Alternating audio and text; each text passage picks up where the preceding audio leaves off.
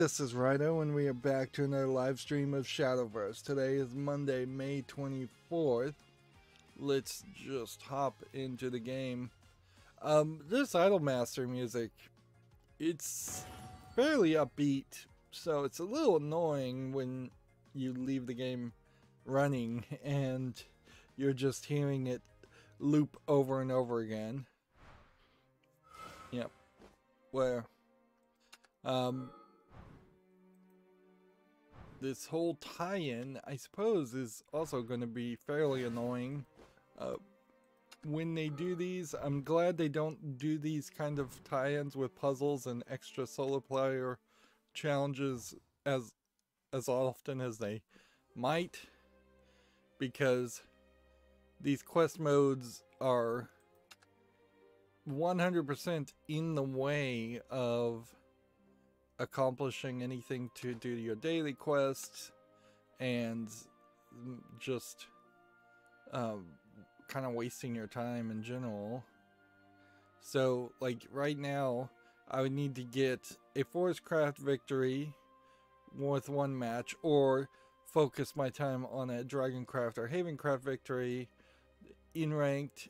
That way I can get 6 ranked matches and win 3 of that. But I can't really do any of that at the moment because I need to focus at least a little bit of time on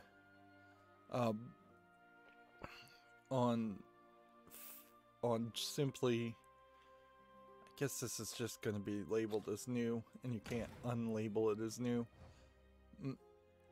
doing the solo player stuff. Alright, so packs. Let's open some packs to start off with. I'm debating about putting a live overlay icon, as it were. Is my mouse cursor offset now? Ooh, that's interesting. Interesting. I wonder if my mouse cursor has been always offset. Like right now I have the mouse cursor, like I'm gonna move it right over the gold. It is no way on the gold in my preview window. It is being displayed on the gems instead. Well, that's weird. At a certain point, I guess I don't really, for Shadowverse, need to capture the mouse cursor anyways, but, like, that is a weird one. So the reason why that would be happening, almost certainly, is to do with the fact that, I might as well just open 3 packs now, I suppose. I changed the dots per inch ratio on my second monitor, and that seems to be throwing something off. Like, I probably could reboot my computer before making any more changes, just to make sure. I need to reboot my computer anyways. So I'll do that after this stream. But yeah, now the second monitor is set to be at 100% dots per inches instead of 125 or 150 dots per inch. That way I can scale down Chrome a little bit so that the tab bar on top and the address bar are taking up a little bit less space, which got me that extra few pixels I was looking for, as far as trying to get things to display correctly when we do the web peek.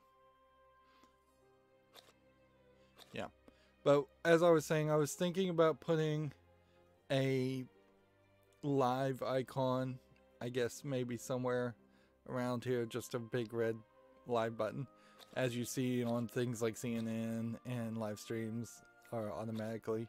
The problem there is that it won't always be live, so sometimes that will be a lie when I release rebroadcasts of old shows. And the only reason I put the word live there is because it seems to get more people interested.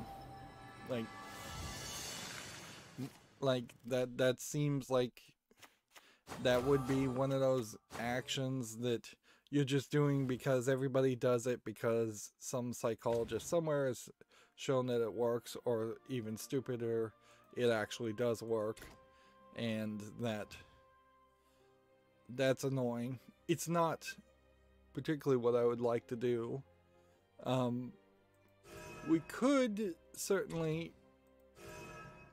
have it just say live during the live stream, but it would, to do that right now, unless OBS installs a new feature, would require me having 2 versions of OBS open, and that just adds a lot of complexity and chances for mistakes. That opens up the door to a lot of instances where I would click the button to start streaming and not click the button to start recording, and those are much bigger issues than the benefit you would get from having OBS show up that way. So yeah, I don't know if I really want to go down that path.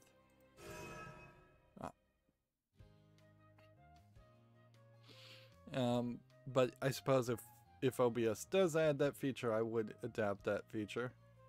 So I played a little bit off screen. I said I was, as far as the single player. So we have all the Pina Colada quests done. Win a match within 10 turns when using a trial deck. Win a match with at least 10 remaining. All the same with the pink Pina Colada. Win a match with at least 3 allied cards have been transformed. Win a match after playing at least 5 spells, and win a match with at least 20 defense remaining. And then for black Pina Colada, which I could get another 400 if I win a match after playing at least 3 cards that cost originally 7 play points. It probably isn't worth it to try for that. We did get win a match after destroying at least 10 enemy followers, and win a match with at least 1 remaining evolution point. Now, as far as the gold Pina Colada, which you can only defeat once, but you can challenge as many times as you want, I haven't defeated him, and I don't think it's probably worth the effort to try to take him on at all, because it would just require a custom challenge, a custom deck. But I have already gotten to 5,420 of something that literally only wants me to get 17,000 to get all the points. So we can claim a new skin on Dragon Rearing, a new card pack, a new emblem,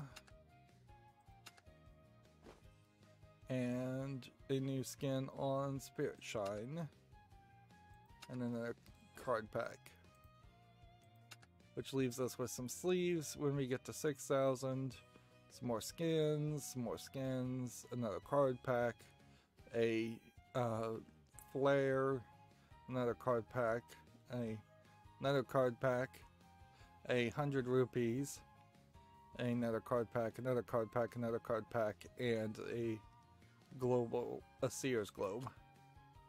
Which, yeah, it probably is easiest just to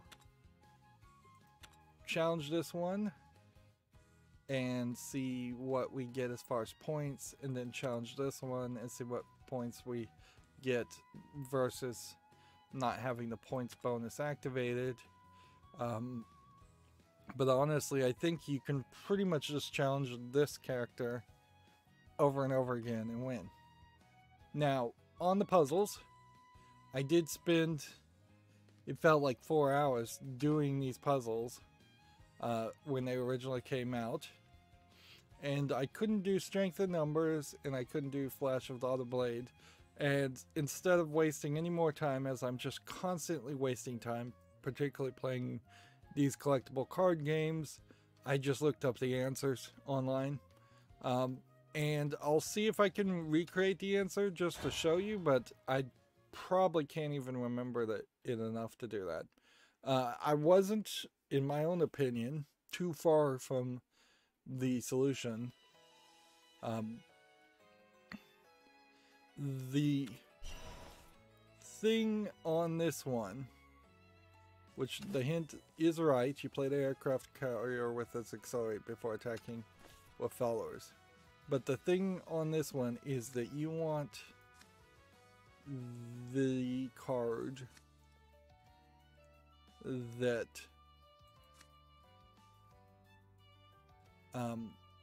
gives you Storm, the paradigm shift card, I believe.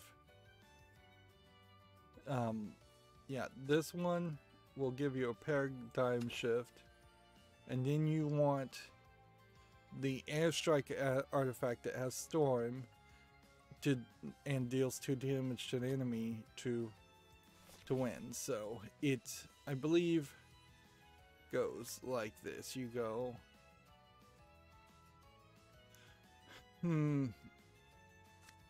I think one here.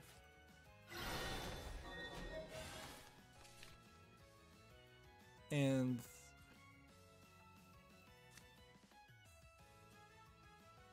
then I think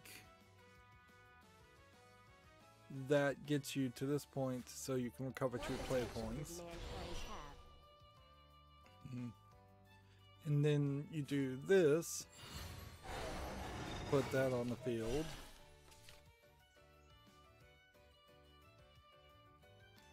And then it probably doesn't even matter too much what your next step is, but we'll just go ahead and do something along the lines of this one so it doesn't damage you, and then this one so it doesn't hurt you, and then bifurcating artifact.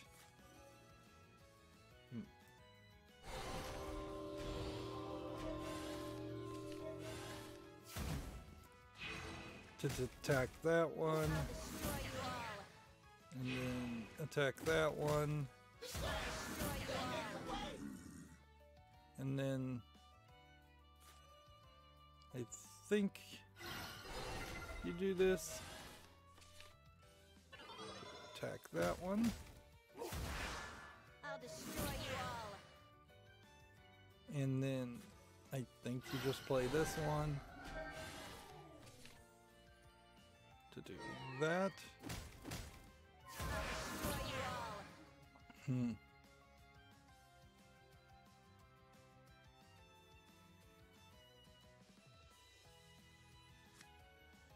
see, this is a 3x3.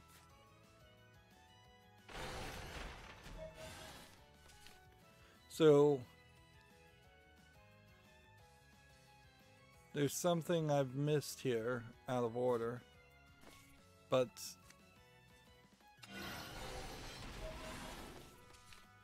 this is pretty much it.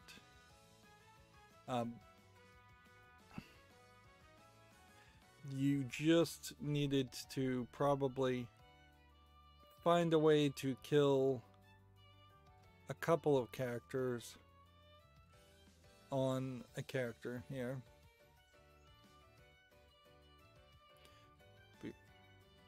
Because, like, if this did this, it would do 2 damage and kill me, but your final move is to do this against this one, and it will do 2 damage because of its last words to this enemy, and this will do 2 damage to the last words an enemy. And so, yeah, I don't think you do anything with the Edge artifact, as it were, to regain health. And I don't think you do anything to this, but maybe you do. Maybe you bring this out. It's not like you even need, for certain, the Mystic Artifact and Ancient Artifact. You just need to find something that would be easier to kill.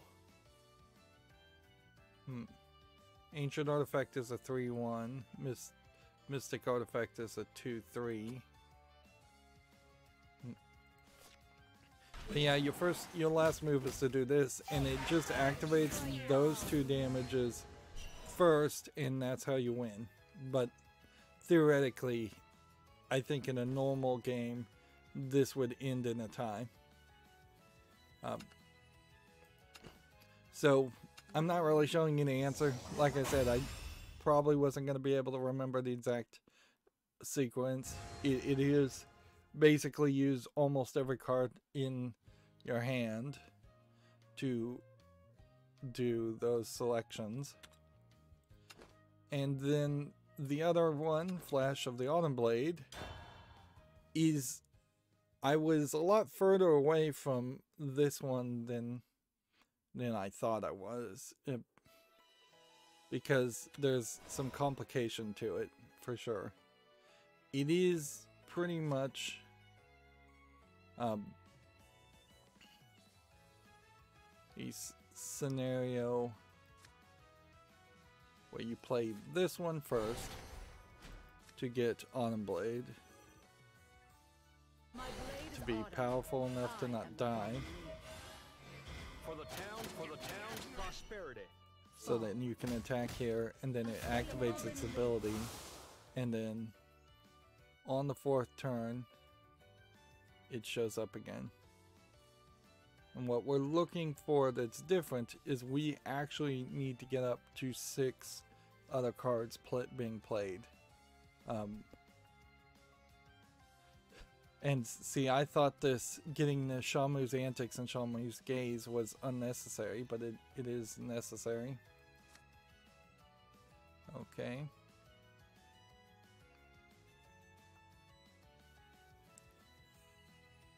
I think, as odd as it may seem,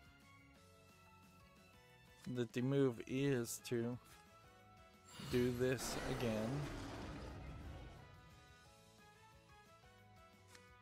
And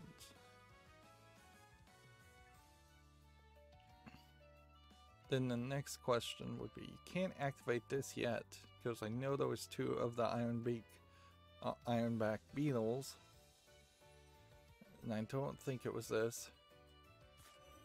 So I think it really is just doing that again. My blade is honored. I am the fallen leader. For the town's prosperity. I just don't think you attack those at that point. Alright. We only have a couple more cards we can play.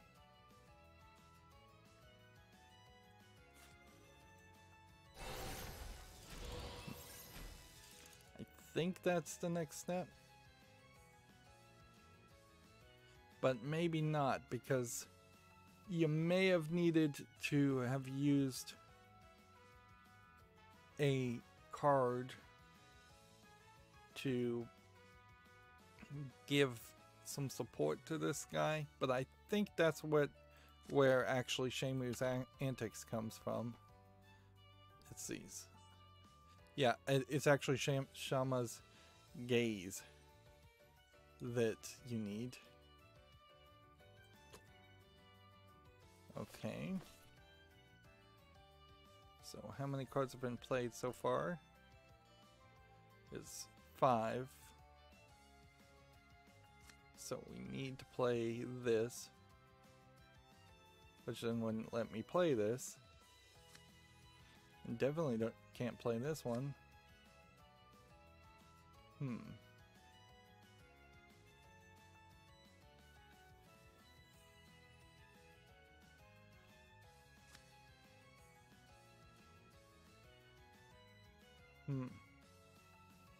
So it's actually, you play this one. No. It's not. That's not enough.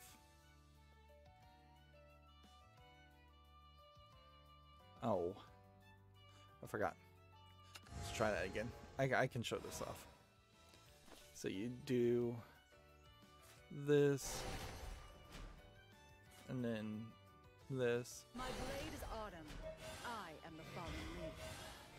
For the town's prosperity. Fall. Do that. Like a fallen leaf.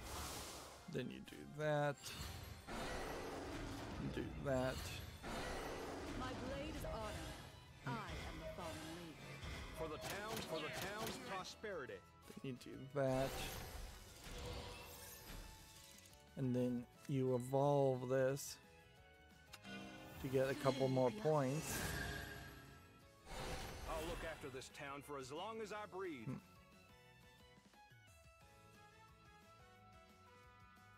Okay.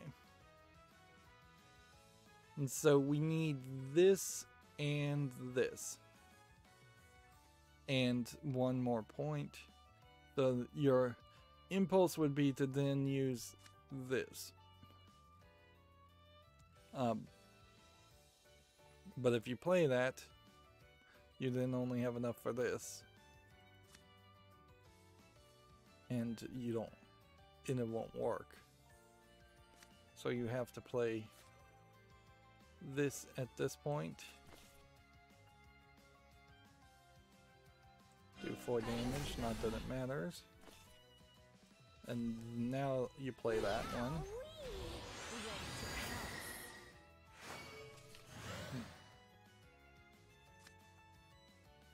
And then you play this on that one, and this is the step that I wouldn't have thought of. And then this will buff up to 4 to kill that. And this will buff up to 4 to kill that. And then you have 13 plus another 3 to get to 16. Fall. Like a fallen leaf.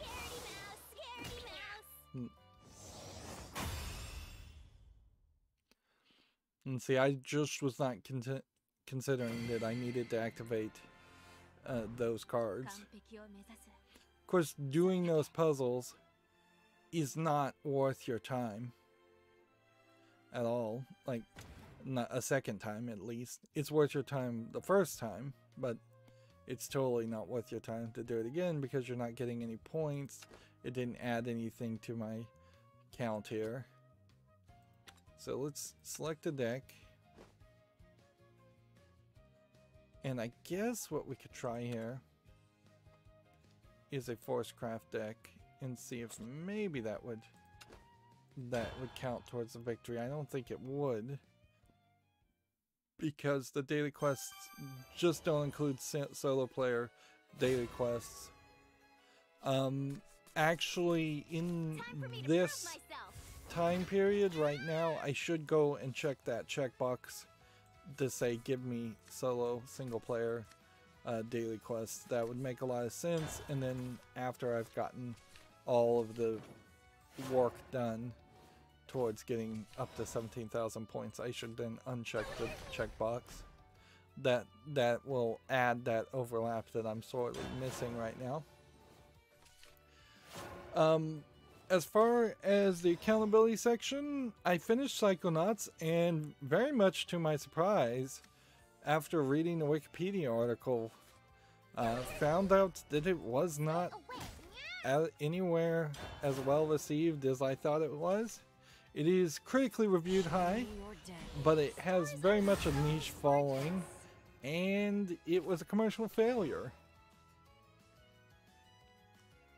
So much so that it's attributed to being, I assume, part of the reason that Majesco, the publisher, went out of business. And I was not aware of that. Like, I definitely went into Psychonauts thinking that it had a niche following and it was very much beloved and a critical darling, and I guess it is a critical darling. But now, having played the game and going through the whole thing, and like the whole time I'm saying to myself is, I just don't understand why people would have liked that game, and I'm kind of glad to find out that I'm not so off base and that people actually didn't like Psychonauts. The final boss battle is particularly awful. There's a point where there's just like a timer mechanism that makes you do a whole bunch of kind of hardcore platforming that you wouldn't have had to have done at any other point in the game. So yeah, it was definitely a case of them putting their worst content at the end. Hey, let's play. Let's see.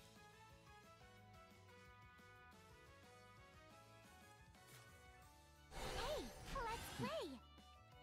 One helping of this and it's nighty night for you. So yeah, I was definitely not satisfied with the ending of Psychonauts. I really am not satisfied with any part of Psychonauts. I didn't bother to try and get any of the all of the collectibles or all of the achievements, of which there is a lot of achievements that really are not related to gameplay as much as you would think.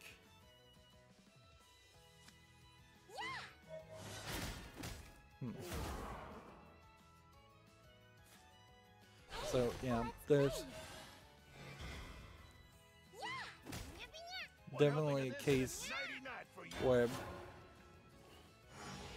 you would kind of have to just reboot the whole series to try and fix it. It turns out Psychonauts was a abandoned idea by Tim Schafer and LucasArts that he brought back, and I don't feel like there was a fully fleshed out concept as far as a gameplay concept or as far as a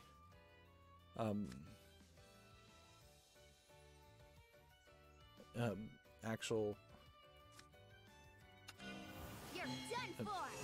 anything. Like, I don't even know how to put it other than just directly. It's like every part of Psychonauts kind of sucks.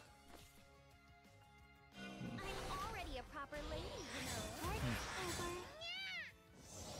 know. So yeah, I'm done with it. I started to play in the last episode of Psychonauts, the game crashed as I was trying to see if there was a way. There's a point of no return also where you can't go back to the camp area, and that's a problem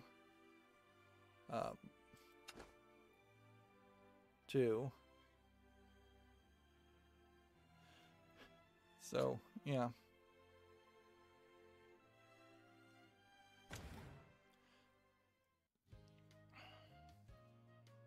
So yeah, I'm just not happy at all with that experience, and that definitely doesn't push me to want to play Psychonauts 2. I'll be interested to see the reviews on Psychonauts 2, but I also wouldn't be surprised if video game critics rate it very highly and then it sells very poorly and people are just not that interested in the crazy, bizarre Muppet characters that they look like, or Raz in general, who seems to be a poorly written character, or the collection of characters that are side characters, none of which are fleshed out. It's very weird that the Psychonauts 1 starts with this idea of being in a summer camp for psychics, and then you kind of barely even talk. I got, I guess, 230 points there for that game. Let's see what we would get for this game now. And like, while we're here, let's also go back here and adjust that. That way I don't forget about that. It's always a good idea to do the thing you say you're gonna do. Alright. Yep. That Forest Craft victory did not count.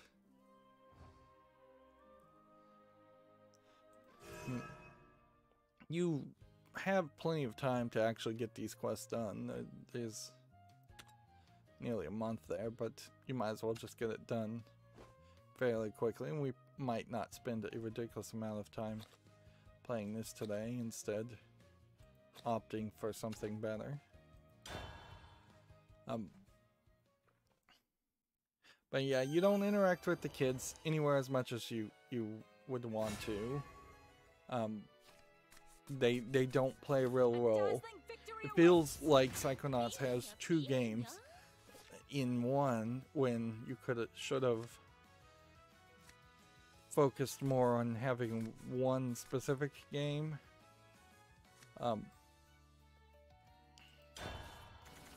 Like, because after the first half of the game, you move over to a different area that doesn't have a map, that's an abandoned insane asylum, and you run into a whole collection of crazy people, where it would have made a lot more sense in the first game to jump into the minds of the kids who are close to being crazy people, and maybe having at most one actual crazy patient at the camp for the people to practice on / help.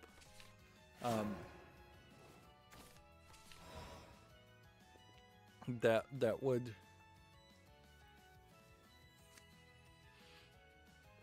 be the way I would have wanted to see it go down. And honestly, even if you didn't get full levels in each of the students' heads, it would have made some sense to have you jump into the brains of each of the camp kids for some linear races or platforming sections, just like dropper maps, parkour maps, things like that you see on for Minecraft, for instance. Find the object maps, just really small areas that you jump in for a brief, that you could easily say that, well, these kids are young and their minds haven't fully developed yet, and that's the reason why they don't have full levels. And then when you jump in the adults, you see more complicated levels. That would have been fine. The levels that you do go into are way too long, so it would have been really logical to break up a lot of the levels and put them somewhere else. But yeah, you probably should have just stopped with the camp. There is obviously a level of hidden depth of content in Psychonauts. It's just not worth the grind and the poor performance. And what's funny is they kind of patched in Psychonauts 1 in 2001, and they still didn't really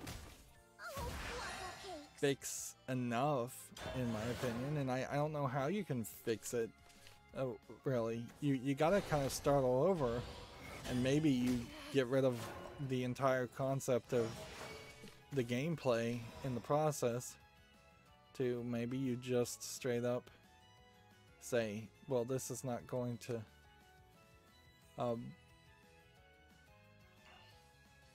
this game is not going to work as a platformer, which it really doesn't, so instead let's make a Telltale style point and click adventure game with just more conversation focus. Like, because that's really what they wanted to do. There was so many cutscenes that they really just wanted to have basically a visual novel game, which honestly, for that animation style and for the story they're trying to tell, that's not an immediately wrong idea. Alright.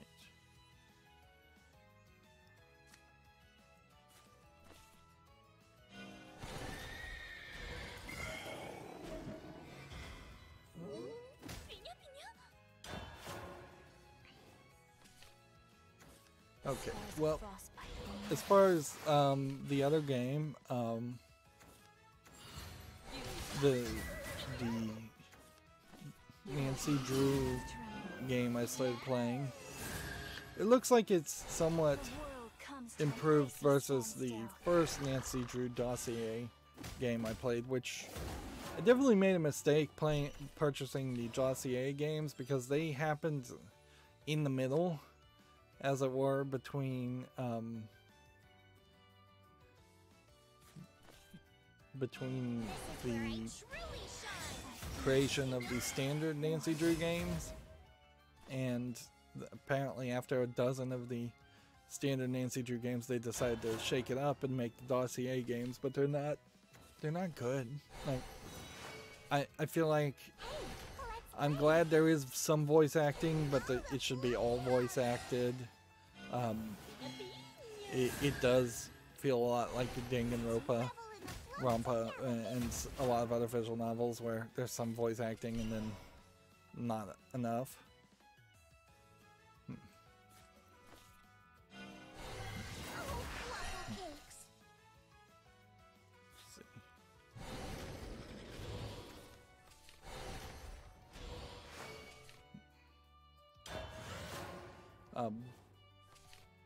There's 3D models of characters in so far that I've seen in the Nancy Drew game, but then the 3D models seem to really have only a few hundred frames of resolution and movement, and then often they seem to drop back down to being Thus the world ends.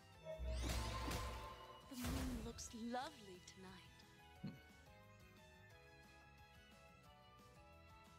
Let's see.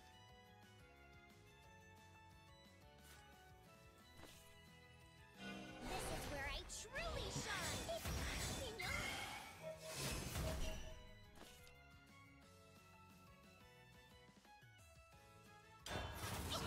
Takes that. Goes on.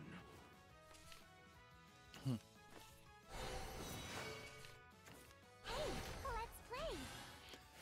They don't ever show Nancy Drew. It looks like, well, it looks like that's their plan, at least, is to never show Nancy Drew as a character. You hear a voice, but it really feels like it should just be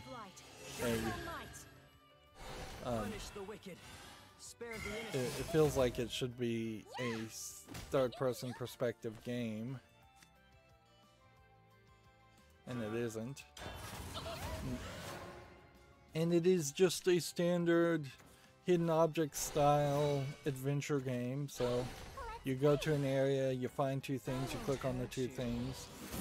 Once you've done everything to do in that area, the story moves forward very quickly. I think in less than 5 hours I'll probably play the whole game. There we go. Breach of contract, huh? And we can play that for good measure, but that doesn't matter.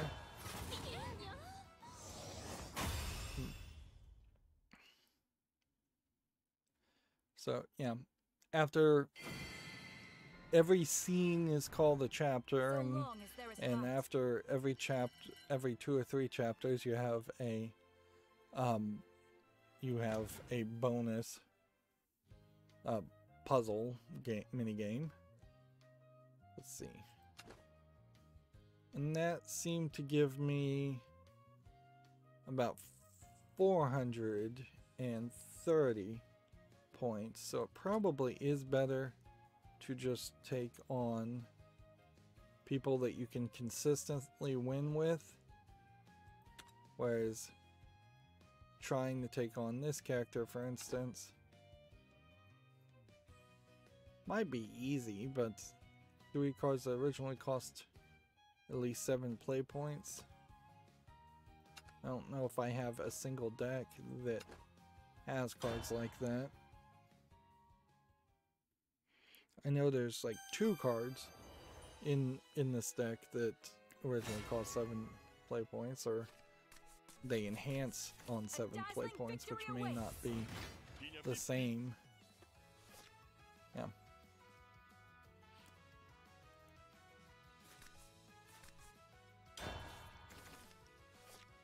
So yeah, that's what I've been doing. I've also been messing with my Wi-Fi, and I think I may have fixed it mostly.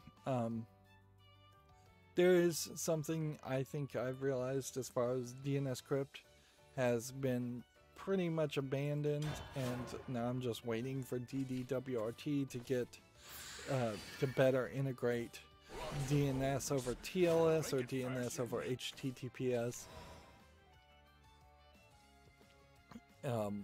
Because that clearly is the new hotness and experimental concepts. It's a little weird, particularly on networking technology, to have servers that have just kind of abandoned those experiments so quickly, because usually they'll support things for a lot longer. But yeah, I made a whole bunch of changes to the Wi-Fi, and I think I've finally figured out the right combination. Turns out that my 5 gigahertz Wi-Fi network at this instance has not even been doing anything. It's not been allowing anything to connect for at least probably 2 or 3 weeks, if not longer. And so I've been having network trouble with the 2.4 gigahertz network as much as the 5 gigahertz network. And I also found out it wasn't just my cell phone. It seemingly happening to everybody. But I have fixed it somewhat with the quality of service adjustments. So far, I'm going to go through a whole week and just see if this stays true. So far, I have not seen any exclamation points on the Wi-Fi indicating that it can't connect. What I have run into, however, is slowdowns on network, and I think what that probably is going to turn down to is just me lowering the bandwidth amount.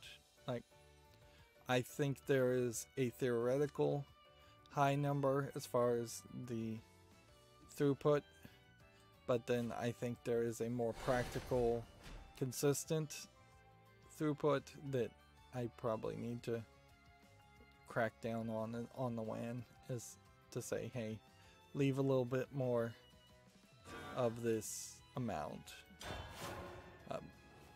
Because every now and then it seems like there is a random packet that gets lost, and it takes a really long time to adjust for that. And so I'm seeing, pauses in YouTube videos in particular. And yeah, some of the games I have, I also need to just figure out what ports those are using and prioritize those a little bit better, or maybe just prioritize ports that are unknown a little bit better.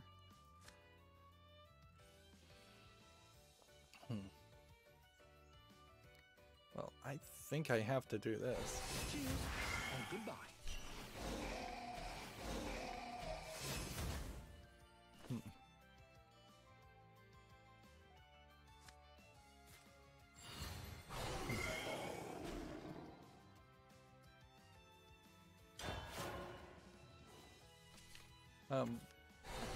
What a wonderfully Have I done anything else? No. I needed to upload and schedule videos over the weekend, but I chose not to. To spare or slay, it's all the same to me.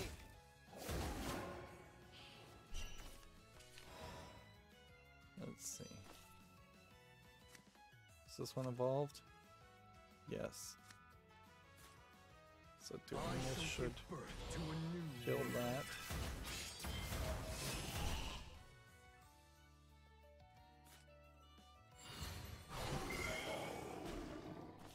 Do that. Tell me what to do, please. Yeah. I guess I'm not really planning on doing much this week. Otherwise, it's just Need to reboot my computer, need to upload videos, need to schedule. Probably won't do that during the week. We'll probably instead just focus on There is not a soul without sin. focus on playing Nancy Drew. I installed several other games, just Punish the wicked. thinking about the next games I want to play, which definitely it's a good sign because that highlights that I am thinking as far as what the next thing I want to do is, and I'm thinking as far as Let moving judgment forward. fall.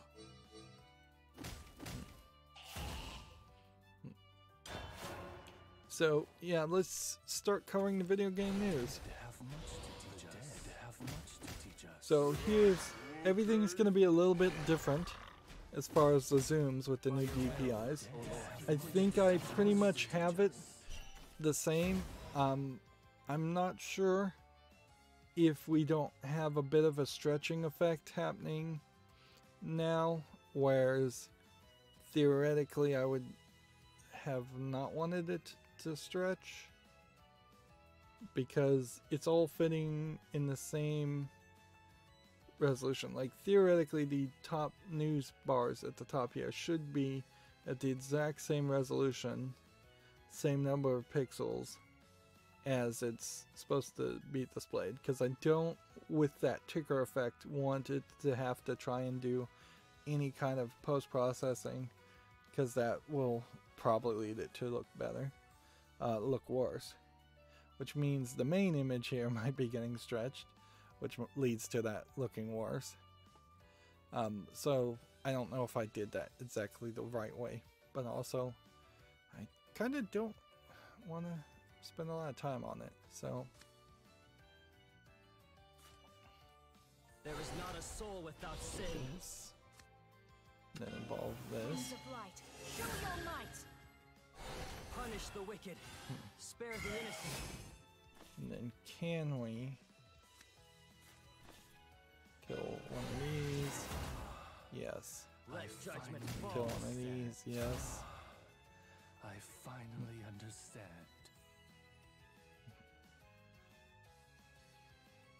But I can't do anything more. So yeah, TechRaptor has a interview here, tweaking and upgrading the Ascent. If that interests you, I don't believe the Ascent is out yet, so check it out if that interests you or not. I shall give birth to a new world. Okay. What can we do to do more damage? This would do 5 damage starting here each turn. That's probably the massive amount I will of rise. damage that we can do. I finally understand. Do we want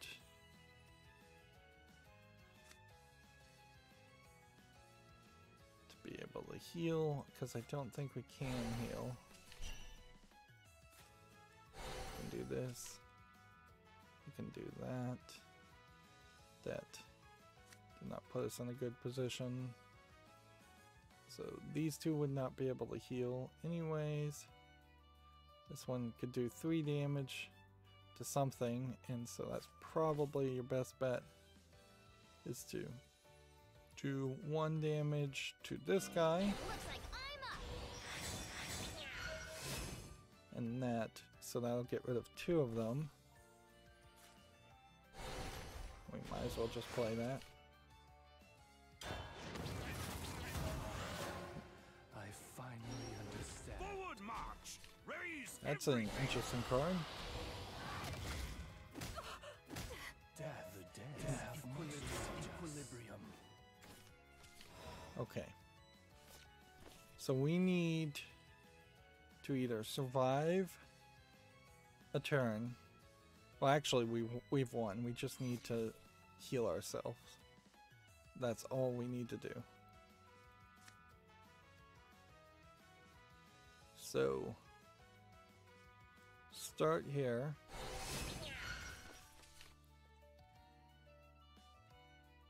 We can't evolve. So we gotta heal this. We should be able to win just by ending the turn. I finally understand.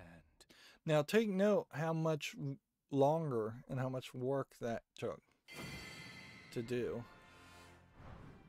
So long as there is Let's light. see, quest points, it gave me 300 quest points for doing that.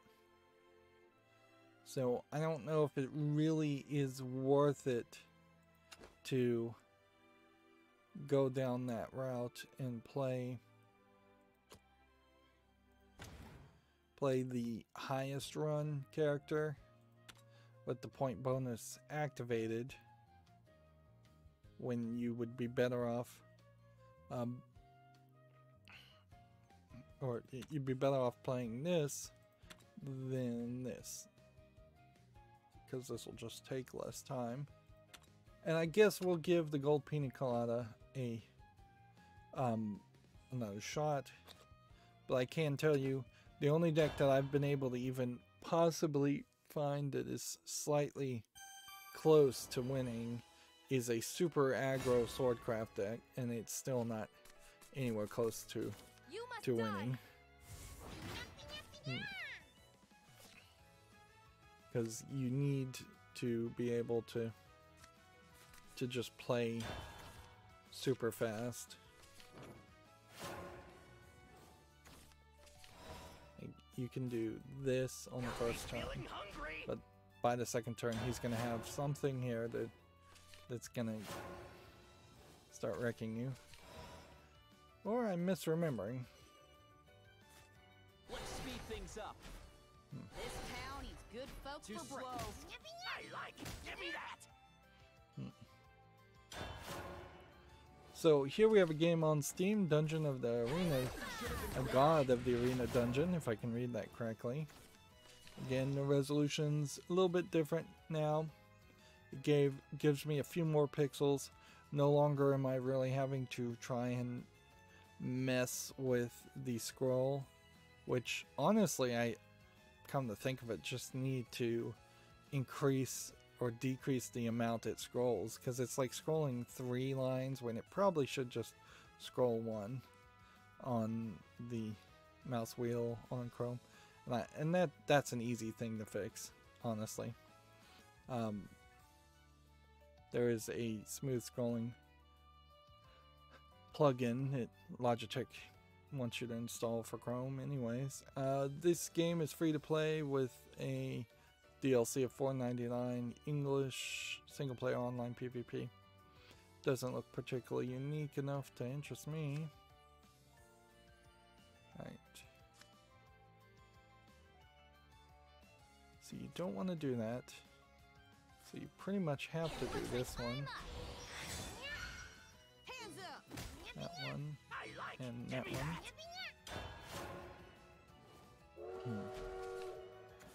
Do not seek what is not there. Let's see. Do I even have the Logitech smooth scrolling plugin installed anymore?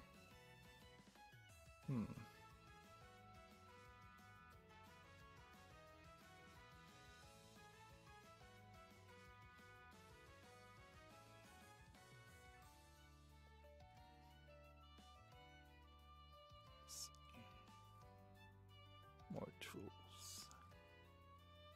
What is it? Settings. There we go.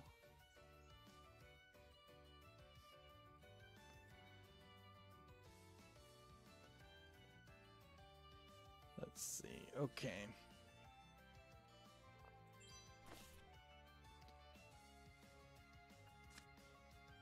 Now we can play this.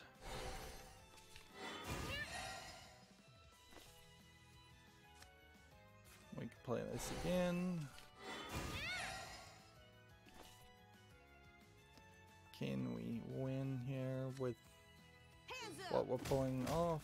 You crusty I horse. think the answer is probably no, because once he starts to activate and maneuver this, like this card here could definitely fix some of that. Take out this character, but maybe it will, maybe it won't. Nothing stops me once I got my speedy boots on. Bathe my blade in your light, oh forest life. Yep, I don't even see anything here as far as mouse wheel settings, so I bet you have to do something different. If I can get two more turns and I can activate this and do 2 more damage, there's a random chance this will do 8 damage, because this Ulion Runaway Chariot does that. Got me feeling hungry. So You're done for. Armor weapons more. I like. Give me that. let's see if this It's natural works. for leaves to fall. Nothing stops me once I got my speedy boots on. Let's see. TechRaptor has an article here. Family Trainer announced for Nintendo Switch. Let's see. Well, I still don't think I've got the resolution quite right on this. I mean, it's pretty close. So it's kind of poorly animated mini games. I think a lot of this is going to be through Wiimote waggling, whereas the boxing game would have more of an idea. They're apparently introducing another leg strap, which I assume you just put a Wiimote inside the leg strap, yeah. The boxing game had use of both of them, and the Wii Fit Adventure had the Pilates ring and the leg strap concept. So I would say this doesn't feel as good or as useful. I need more fear, more terror. Got a job to do.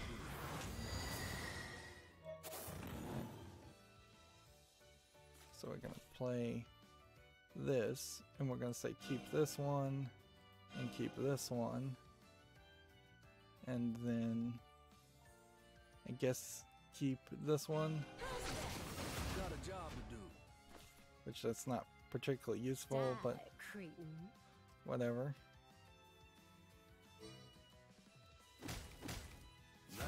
Loyalty is ironclad. It won't be long now.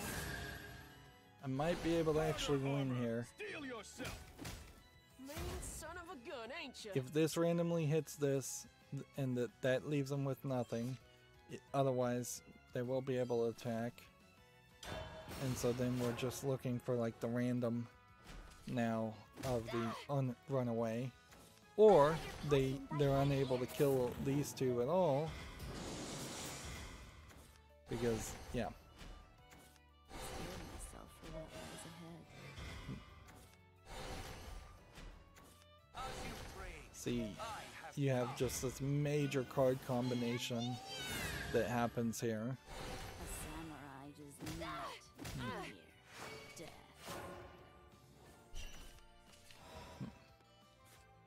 Ryder and Steed.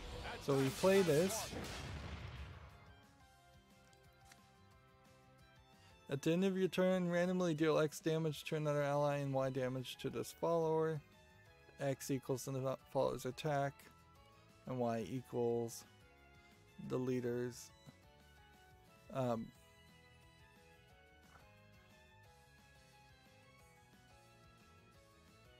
Do this twice. So, theoretically, if this randomly hits this at the end of the turn twice, I'll win. Otherwise, if it hits me, I lose. If it hits anything else, I lose. I go where my fears take me.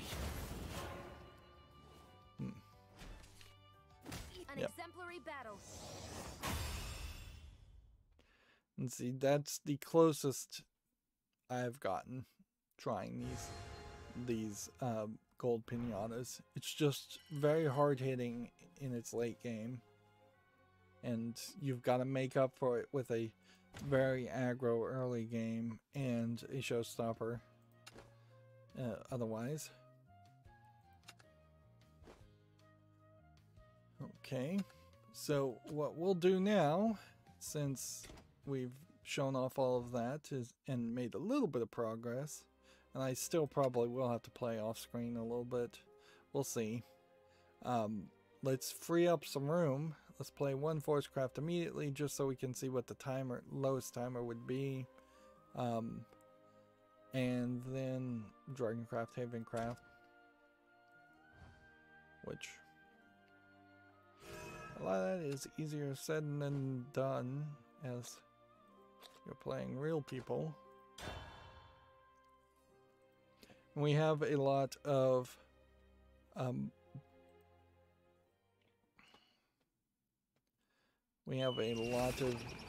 leftover games. So at the moment, as far as showing off Gamma Sutra articles, I think I still pretty much have just resolved to have the articles like this. I'm not sure exactly why, but it will make a lot more sense, I think, when we see some videos.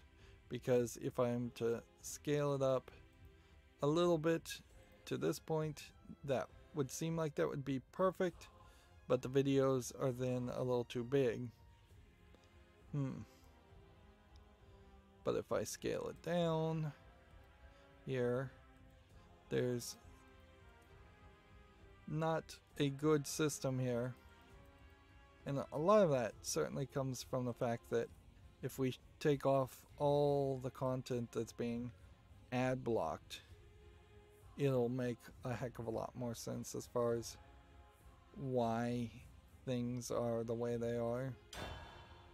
That there is clearly a side banner here in their own custom encoding that is not being adjusted for,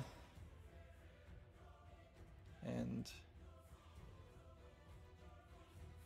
that is really their programming as much as it's my fault. If anything, I'm fixing their code. But yeah, I think I jumped back and forth between these two a lot, and this to me looks better, certainly. But we'll see. I'll jump back and forth, I imagine, several times. Anyways, the actual article here though was Burnout release drought have Blizzard facing down developer departures. Quote, it feels like the company is just bleeding and taking punches, and realistically the only thing that's going to stop it is shipping Diablo 4 or Overwatch 2. Yeah, that definitely seems like a realistic sentiment that a employee at Blizzard would have. YouTube Gaming is congratulating this person, Callus, C-A-Y-L-U-S, for getting 5 million subscribers on his gaming channel. I have no idea who this person is, but it definitely also highlights to me this doesn't happen very often to even get to 5 million. Also, it doesn't seem to happen to anybody that I know of, and I am also completely out of the loop as far as who the popular people are these days. He has 17 million on YouTube. And then, like, if I was to actually scroll down here to the last time YouTube Gaming even congratulated anybody, it probably would be months and months and months. They did promote someone on May 20th. but they're definitely not going. On May 20th here they gave someone else congratulations for getting 1 million subscribers. But yeah, the obvious thing here is that gaming channels are not prioritized on YouTube or even given a fair shake on YouTube. And yeah, not that my gaming YouTube channel would succeed in general. I just don't think I have that popular appeal and ever will. But yeah, YouTube is not interested in promoting gaming channels, and thus they have made their algorithms hostile to gaming channels in the way they've made them hostile to a lot of other channels. Also, What do we have here? should I evolve? Can't. Doesn't matter.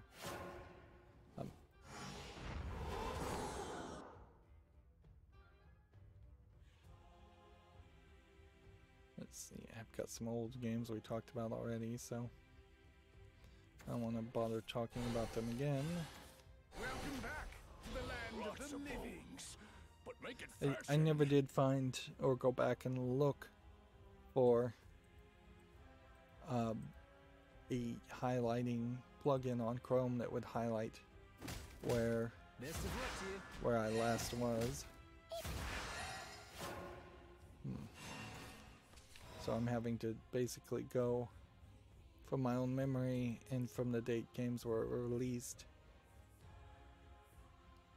Let's see if I covered them.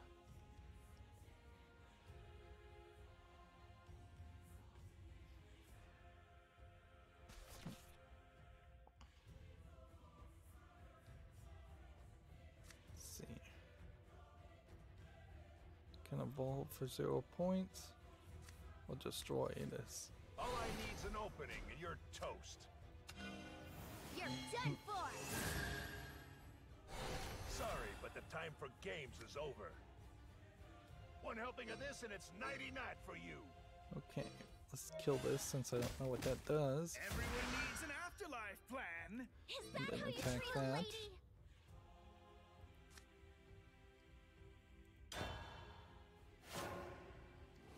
Here we have a game on Steam called Mystery Trackers Knightsville Horror Collector's Edition, which apparently came out May 28th, so I don't know why I have it open. It's $8.99 English full audio. I did realize I have a few of these games that I've picked up, and I guess there isn't really a major reason why I would want to play them anytime soon. I have better things to do with my time, but since I own them, at some point I should cover them. That being said, there's also some games there's plenty of games I have that really don't synchronize with a game I'd actually want to cover ever, so I could see myself just ignoring that. Here we have a game on Steam called Running Education, which I don't think we showed off before. It looks like a low effort asset flip side scrolling 2.5D runner. $4.99 English only.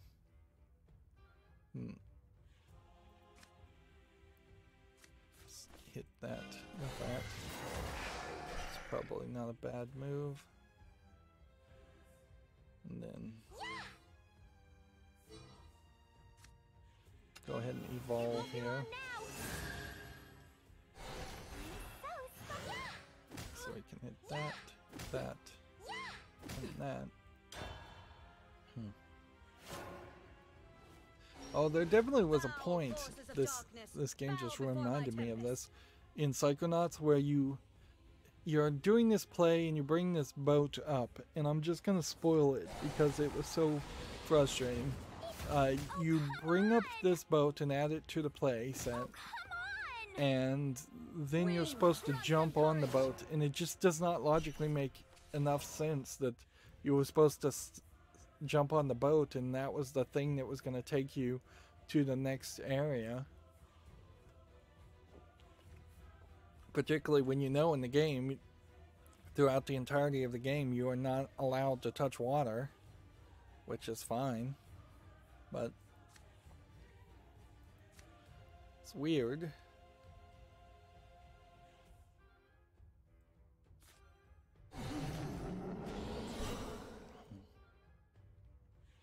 Alright, well.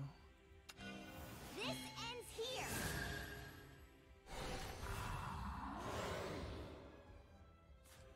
Suppose we play that. Kill that. Blow on, dear wind. And then play that. And then kill that. But make it fashion. We're waiting for this to activate. Foul forces of darkness, bow before my tempest. Let's see. Next, we have a game on Steam called Endless Heck, which is nothing. Just a pixely top-down game. $1.59, English, allegedly full audio.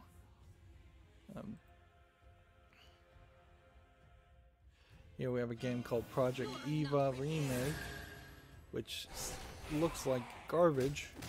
And I'd like to do a little bit of research here to see if there ever actually was a Project Eva or not.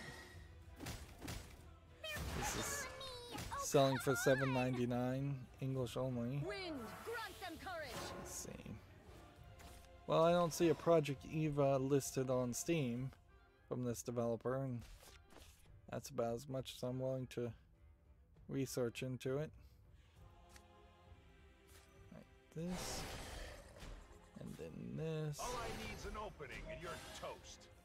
and then evolve for free. Sorry, but the time for games is over. And then One helping of this and it's 99. attack there. Oops, I should have put that on the field first. Let's play. Yep.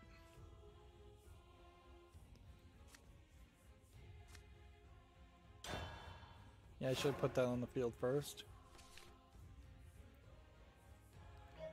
Next, we have a game called Spin the Got World, your which message loud and clear. looks like a fairly zoomed out platformer shooter. And I'm not really seeing an indication that you spin the world. I'm seeing an indication that you play this with the mouse cursor to shoot and aim, which is not particularly the best thing. I'm gonna put my mouse cursor over this S. Wind, grant them courage.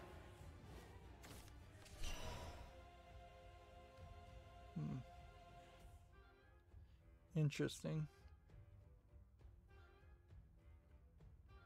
So over here, it's pixel accurate when I do the web peek. It's just not pixel accurate when I have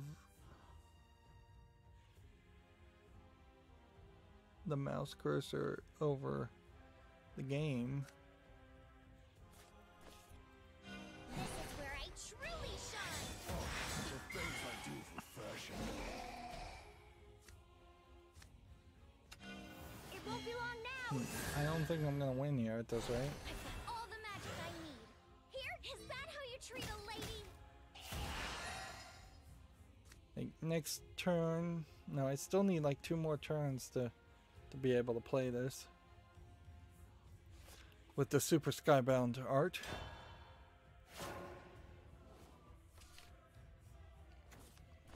I'm coming. Spin the World is $6.59, English full audio. Nothing particularly interesting there. Okay.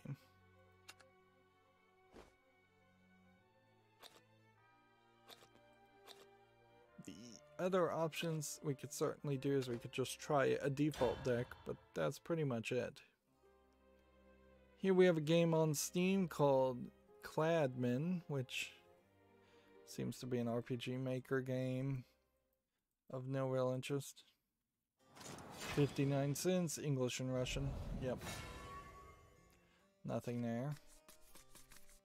Time for me to prove myself. See, Mother, father, next we have a come game on on. Steam called Puppy Adventure, which looks like a Zelda clone. Although I have to question whether there's much more than a few screens of wandering around a forest, and that's pretty much it.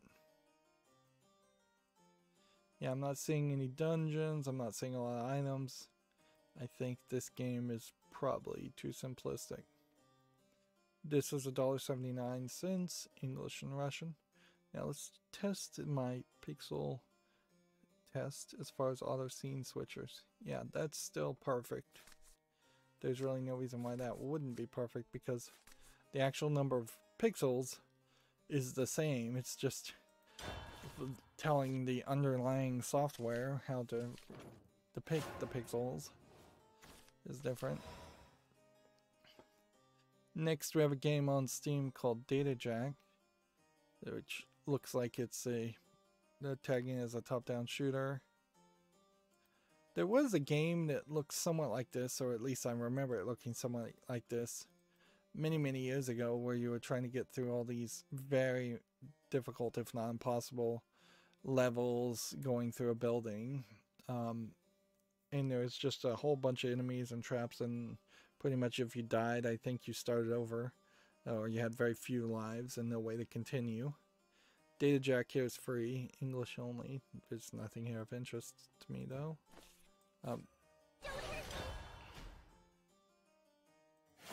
Yeah, there was quite a few games like that where they were super difficult, and I either got them free on a collection of discs or a demo. They were demo versions or something like that, and it was just like it was the Wild West in those days as far as games, particularly PC games, and that there was really no critical eye like panning bad game design, and there was even at least a feeling of a push towards intentionally making bad games or frustrating games, because that meant more gameplay hours. Let's play. Take that! When you think about pinball, like theoretically, you buy a pinball table. If you were to buy a pinball table, you're paying $6,000 to $12,000 for a pinball table. That, if you're getting 60 hours for a $60 game, video game wise, then you would need to get like 600 hours. Wouldn't that be the math of entertainment off a $6,000 pinball table? The numbers just don't add up. Frills, double check. At least for me. Now, I don't know. But make it fashion. If you are consistently, once buying your pinball table, playing for an hour every single day for 2 years, then you've got your 600 hours. If you're owning a table for 5 years, you've doubled it, and it's actually cheaper if you're playing for an hour every day, every single day without fail. Which, okay. If that's the thing that's in your schedule, if that's something you can do, then it makes sense. Of course, that completely ignores the massive amount of maintenance and upkeep and repair and that you would have to do to a pinball table. So you also have to enjoy the care and maintenance of a pinball table in the same way that someone would enjoy the care and maintenance of a classic car. Waxing it, polishing it, cleaning it, tuning it up, maintaining it. If all those things are things you truly enjoy, it makes sense. If it isn't, it doesn't. And arguably, even nowadays, 60 hours for $60 as far as a baseline for video games is flawed. It doesn't make sense. People are probably skewing closer and closer to 50 hours of entertainment, 40 hours of entertainment for $60. People don't really measure the quality of games these days by just the amount of time it takes you to play a game. The forest abandoned me. They are much more interested in it being a good experience instead of just a grindy experience. I walk my own path. Just don't.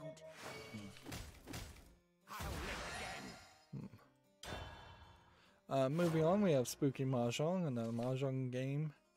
$2.99. Not a lot needs to be said on any of the Mahjong games. Here we have a game called Cyberplug, which just looks like a platformer, if anything. It's called a precision platformer under the tag. Free to play, English, Spain, Spanish. Yeah. I don't think this is anything I'd want to really play. It kind of feels like you could potentially make a game like this where it was kind of Sonic Spinball-ish and you're moving fast, but you're also moving in a environment that is a lot like a pachinko machine. Let's see.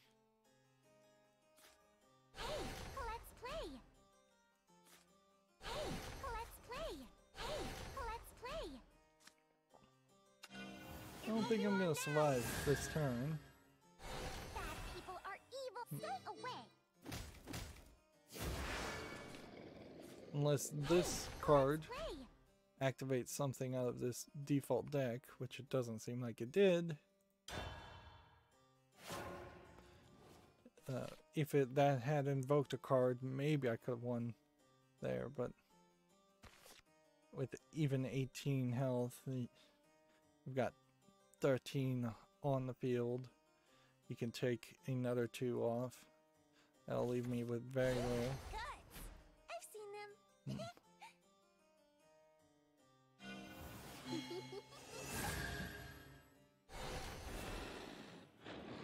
Ow!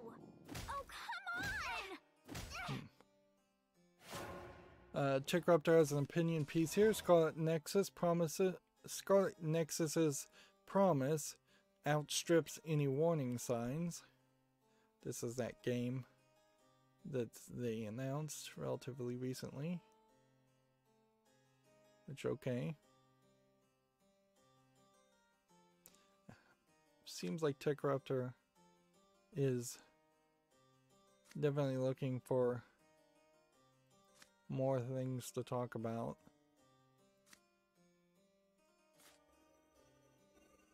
You won't escape. Okay. 1, 2, and then 3 kills that. Good luck. And then 1 smack just for good measure, and then end the turn and lose.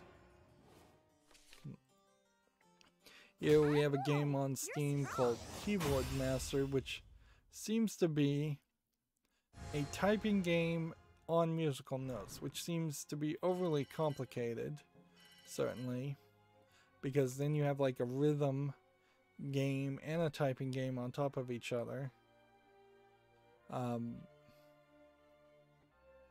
Which, yeah. On top of that, this game doesn't look quite as polished as it should. ZXCXRX ZXX MDSPP. Yeah, the just random assortment of letters. I don't know if there's any real reason why you would want to play this typewriting game versus any others. This is $2.99. Yep, I don't see any reason why that would make it to the fall list. So let's go back to our own deck, or we should go make a new deck based on winning tournament decks. But I don't think there were any Fairy Craft or Force Craft tournament decks that won. Here we have a game on Steam called Amnon's Beginning, which doesn't look like anything. It looks like it's a, Time for me to prove myself. I guess, The forest is angry. real-time strategy game is what it's tagged as, and it doesn't look like it's actually anywhere close to being finished. $4.99, English, allegedly full audio.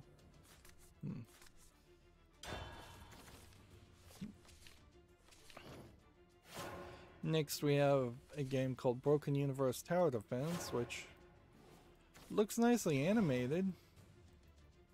Is that a good reason to potentially break my tower defense rule? No tower defense rule? $7.99 English, Korean, Japanese. You know what? I'll put this on the follow list. Because if I can find something, it kind of looks like it might have been a cell phone game, but if I can find something that's well received and nicely animated, then at least I can say, hey, there's millions and millions of terrible tower defense games on Steam, but they don't have to all be that way. It's not just inherently in the idea of tower defense, because in a lot of ways, Plants vs. Zombies is sort of a tower defense game, and they managed to accomplish a decent experience. And even though Plants vs. Zombies 2 and Ubisoft messed that up, I don't think the actual gameplay parts of Plants vs. Zombies 2 were that bad.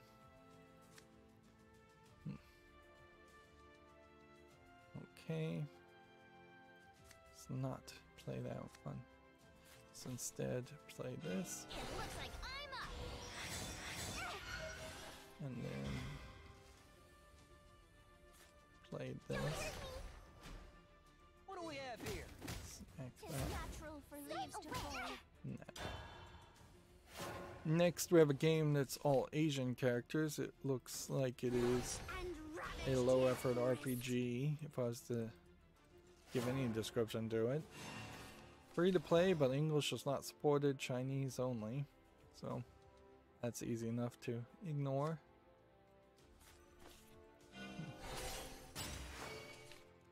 Stay away. The miasma pervades all. This. Hey, let's play. Let's play. Stay away. Is that how you treat a lady? Next, we have a game on Steam called 3 Tactical Lines, which is nothing, obviously. $14.99, Japanese only. You're done for. Actually, kind of remarkably terrible for a Japanese game. We tend not to see just downright awful Japanese games. We've seen some weird Japanese games and uninteresting Japanese games, but just terrible. Seem not a lot of that. Okay. This would give +1 to all All I people. need's an opening and you're toast. You're done for. Sorry, but the time for games is over. Yeah, but if I do that, then I played wrong here. One helping of this and it's 99 for you. The miasma pervades all. Stay away. Ow! That was a mistake. Here we have a game on Steam called The Legion of Maelstrom, which looks like an NES style RPG for $8.49, English only. I'm not even getting all the way through the thumbnails before I'm losing interest in them. Go ahead and play for now, Fairies. Let's play. Cheers for a grand slam! Okay.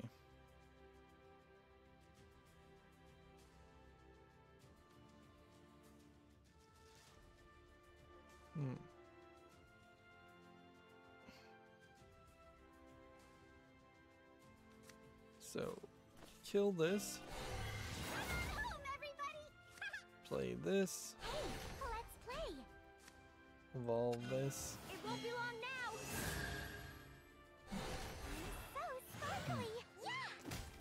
that one, I guess. You owe me an apology. Next we have a game called Mars, MARSS, with periods in between. It's tagged as a puzzle real-time strategy game. Funny. Wait for now, fairies. I don't really understand how this game seems to play. Seems like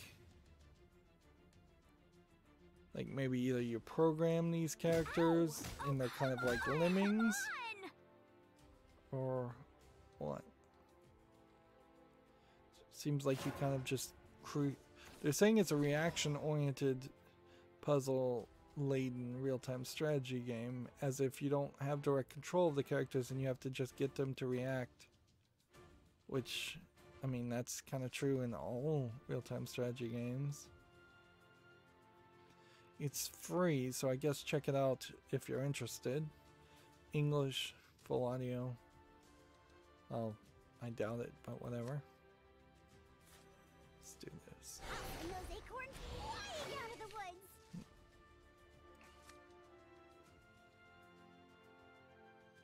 Let's see. Play this first, There's a chance for a grand slam. and then do this. Ends here. First MVP. Let's play. There's a chance for a grand slam. And then, do I want to summon 2 fairies?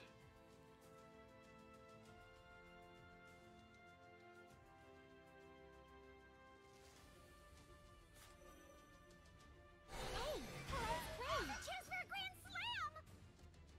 Home run. It's out.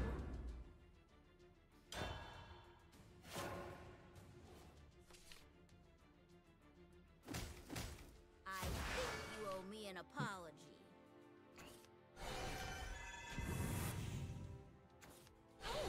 So yeah, we'll see if this...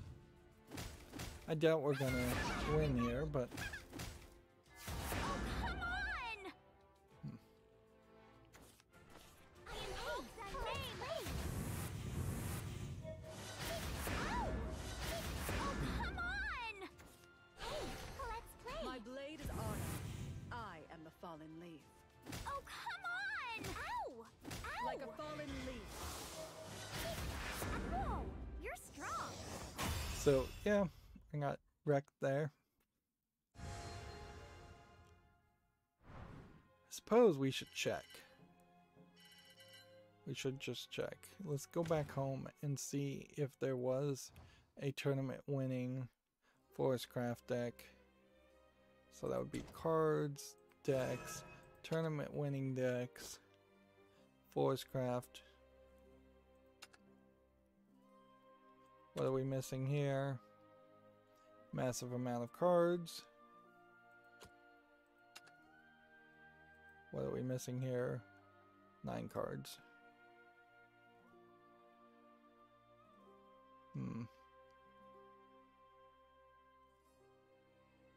See, this deck here, looking at it, doesn't seem like it's even really using fairies.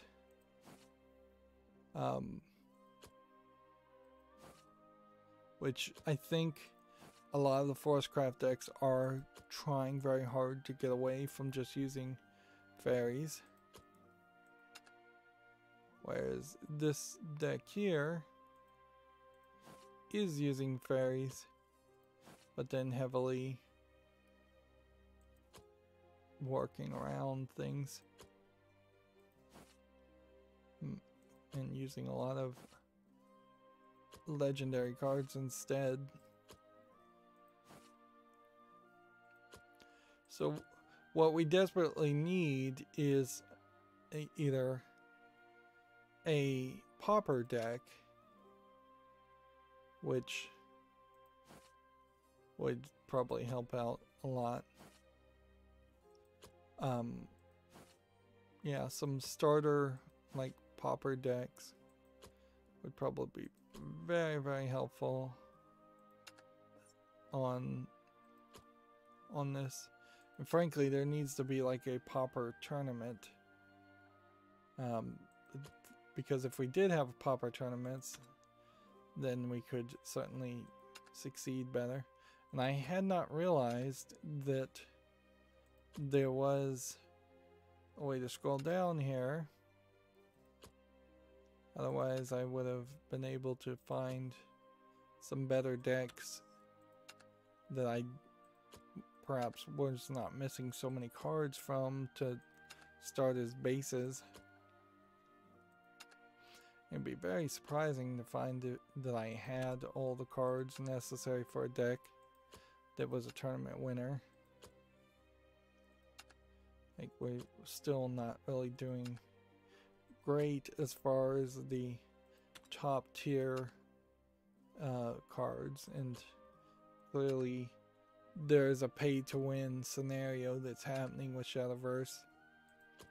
Oh, that does remind me, somebody commented on my like why Hearthstone sucks video, which is like 3 or 4 years ago, and like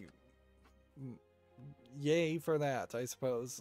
This card has a lot of variety there on this deck. Like I love comments on videos, particularly old videos. I don't think that really is going to make the YouTube algorithm suggest them more, but they were totally upset with Hearthstone or AstroTurfing Hearthstone, take one or the other. Ooh, I'm not missing anything on this one. Let's copy this deck.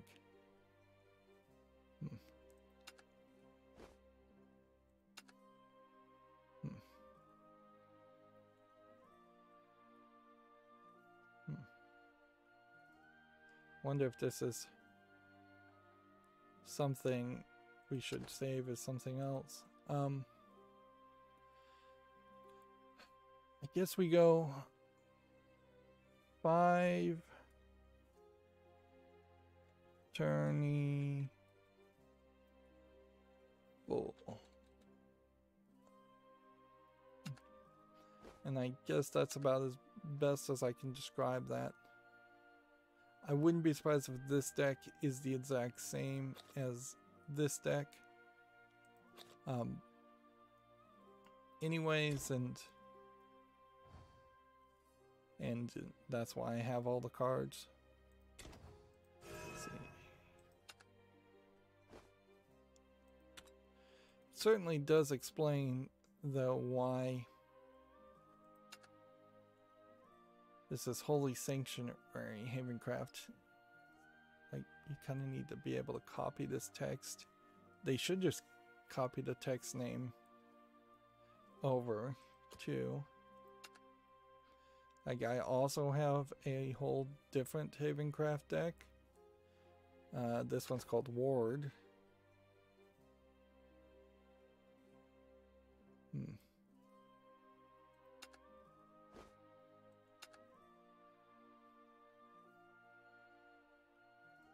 Oh, I did need more.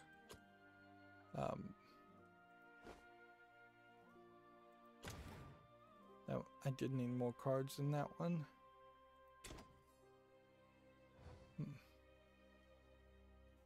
This takes forever to get from one point to the other point with all the loading in between for no reason.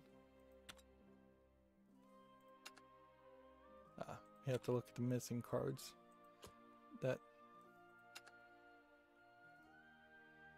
So Holy Sanctuary Havencraft, these get like rotated around.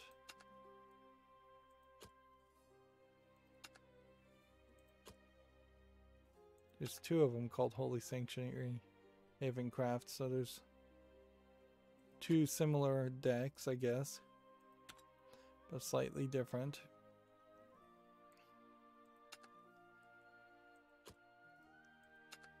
I probably did use dust to craft the missing cards. And it probably isn't the worst way to use dust, because if we were to just look at like missing cards that are legendary rank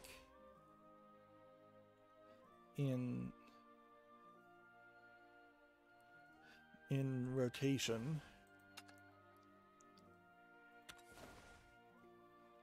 The massive amount of pages here is not going to be enough guidance to figure that out. And I don't think I can get particularly far down this path either, because this is 3,500 vials, so I could make 3 of these cards if I wanted to. Meanwhile, I still have plenty of gold cards that need to be crafted. At least a few gold cards that need to be crafted.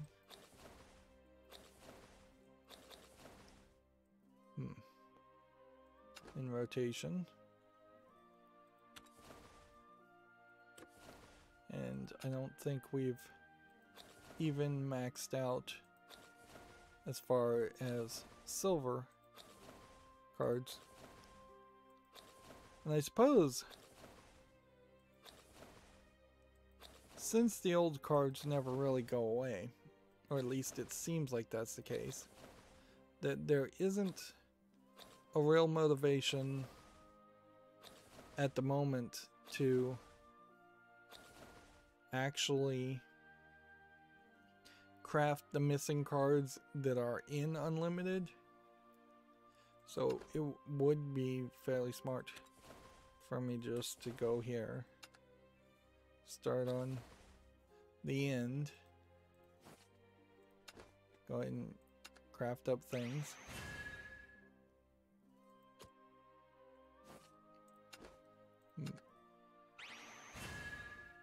I don't know if that really helps anything, because you are still probably going to be 1 short or 2 short if you were actually going to try and use any of these cards.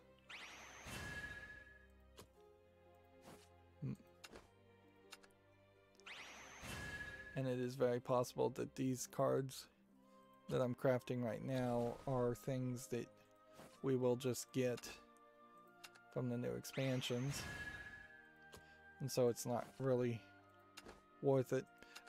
The question with any collectible game like this is, am I unlocking a lock, a gate, when I get the first copy of a card? Does that increase my odds of getting multiple copies of that card, or is it completely random? There's a YouTuber that talks about collectible card games, and he was talking about booster packs in particular, and making the comparison as to like how digital card games are way worse than the real world equivalent. And there is definitely some truth to that. You can't trade these cards. It's with the exception of like Magic Online, you can't trade digital cards, and even then you can be banned, or the service can be shut down at any point. Right, see, I was a few vials away. Yeah, a few vials short of getting all the gold crafted.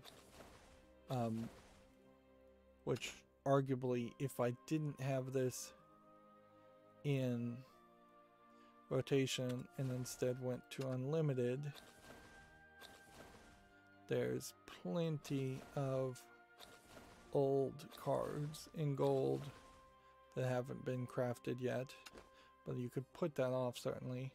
I bet there's plenty of silver cards that haven't been crafted yet.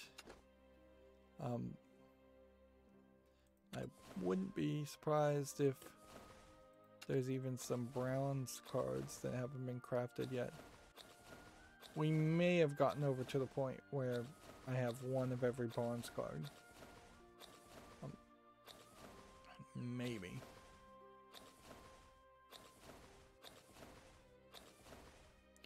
And it, I guess, becomes a question, is there ever a justifiable reason to want to go back and open packs for the old expansions. Like, it probably would be cheaper to buy packs for the older expansions, but you're highly unlikely to get up to like 400.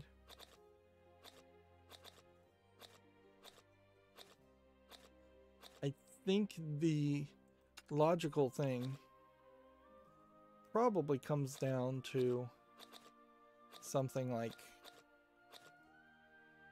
get one up to 400, and then once we get this one up to 400, we'll see how this works.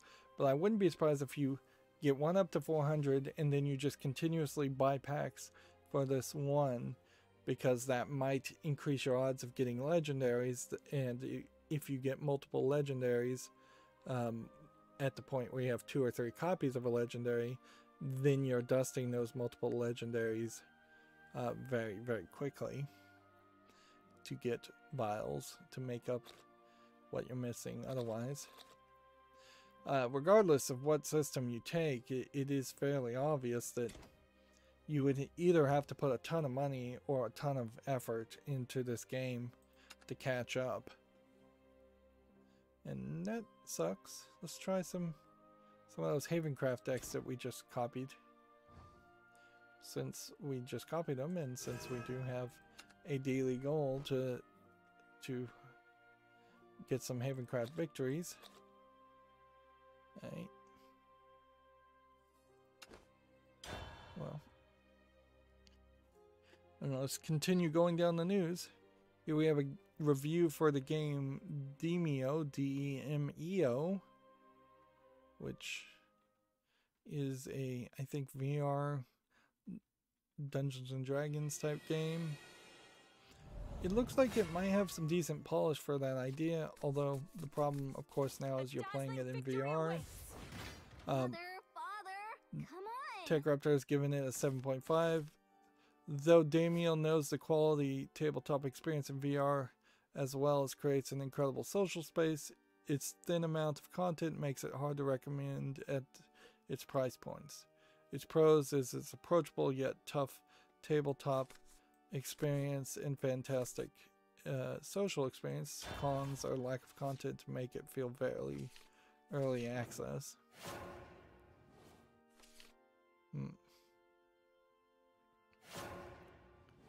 Let's see. And this is just another one of those instances where, well, actually, when I clicked the button there, it kind of fixed the image. I wonder why Chrome would do that, or how Chrome would do that. But yeah, this looks like it works on Oculus. And I don't think it's an augmented reality thing, but maybe it is. Yep.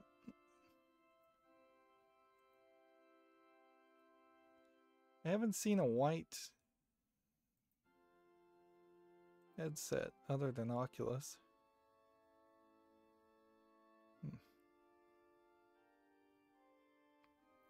Yeah, this is just cutting off a little bit of the top. Actually, that's probably a good thing, come to think of it. Like, cutting off a little bit of the top of the video, or lining it up perfectly, one or the other, works, I think, very nicely.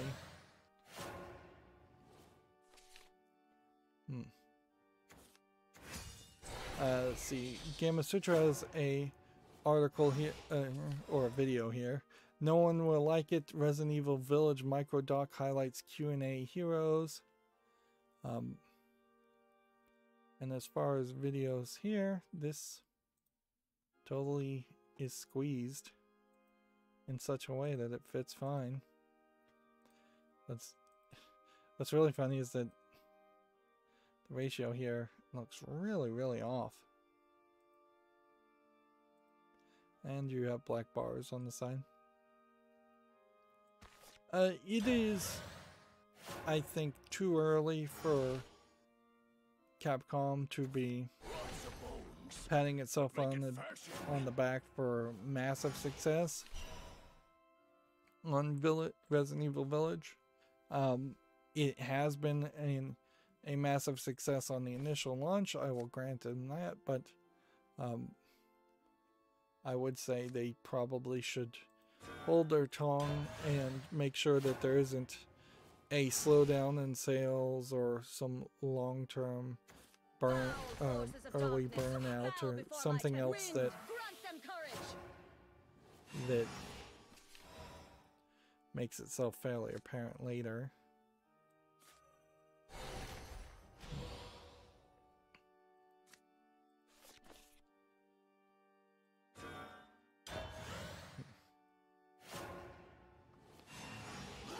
Let's see. Gametsu has this week's Japanese game releases: Biomutant, Tentai Bokumetsu, World's End Club, and more. Gametsu usually does not merge articles like this. Oh, but it does do weekly sales. So, yeah. Also a game called Liberated. Then a whole bunch of digital things. Check out this article if you want to see the full list.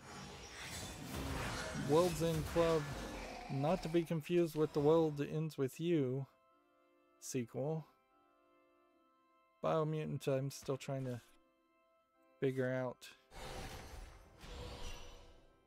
as far as what kind of game it actually is.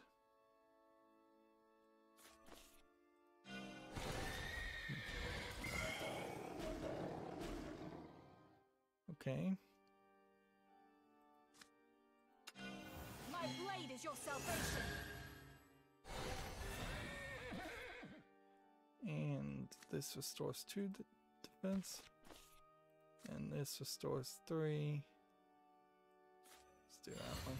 You're in good hands. Smack that. Blow on, dear wind.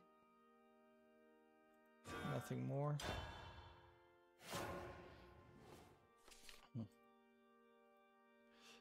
Gamma Sutra has Q&A. Leslie Sullivan, TikTok's game development truth teller. If you're interested, Sorry, but the time for games is over. interested in reading this interview. I don't know why you would be doing TikTok though, if you're actually working at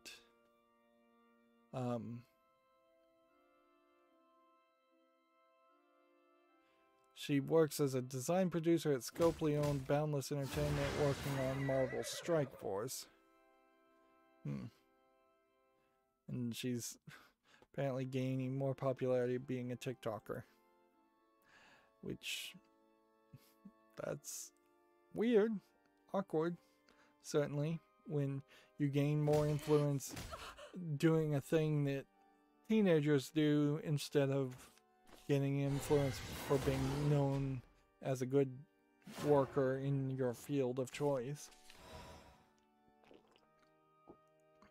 On the other hand, you do have the whole Steve Jobs issue where, like, generally it's assumed Steve Jobs knew nothing about technology or computers, and yet got a lot of prestige. Your will, O Lord. Or I suppose maybe the new thought pattern is that the CEO of Tesla, what's his name, is in that same position where he's gotten a lot more cameras in front of him than he deserves, because he's been able to use his generational wealth to create a big company and hire a bunch of employees to pull off some interesting successes. Can we do this in this? No. So I think you want to do this one. You beckon. And then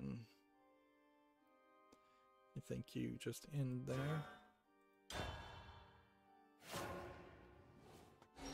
Let's see, Gamma Sutra has an article here. Tim Cook says third-party payments on the App Store would be a terrible idea. I think there's probably some truth to that.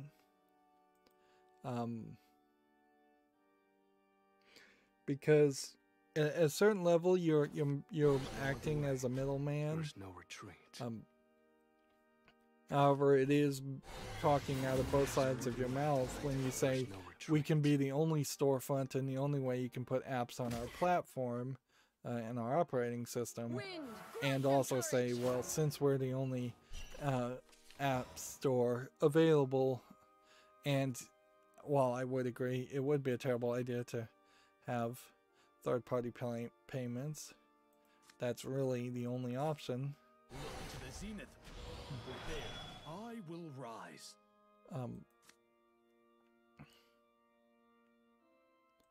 Okay, well, 1 damage and heal. Tonight. And end the turn.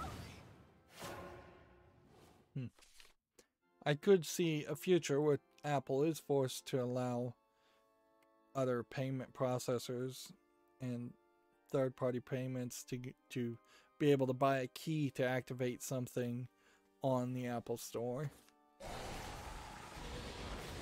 So I said, I will rise At which point again. Apple would not be entitled to a cut. Or just go the more logical route and just allow for other app stores and side-loading apps like Android does. Like, you can install an app from any place. And even then, Google Play Store, if it's installed on your Android phone, which it is on most Android phones by default. But even then, it'll scan it for viruses and warn you. I don't know if it will immediately uninstall something that you've installed somewhere else, but it might even do that.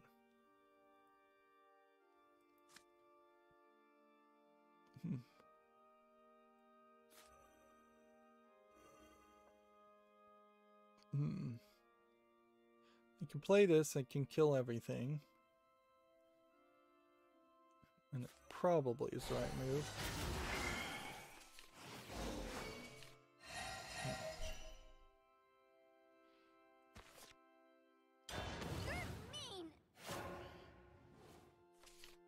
Let's see. Gametsu has the Demon Slayer game with some trailer and screenshots. So more Demon Slayer. It does. It just automatically lines up the videos. Has it been doing this the whole time? Or maybe my dots per inch adjustment was messing up on that. This is a mostly side 2.5D hack and slash game, and so if this is supposed to be a fighting game, I'm not sure that this is a particularly good design for a fighting game. There's just way too much fire effects and flashiness. This works great if it's a single player fighting against AIs and you know what you're doing and just doing a bunch of damage. It doesn't make a lot of sense if it is actually a fighting game. So,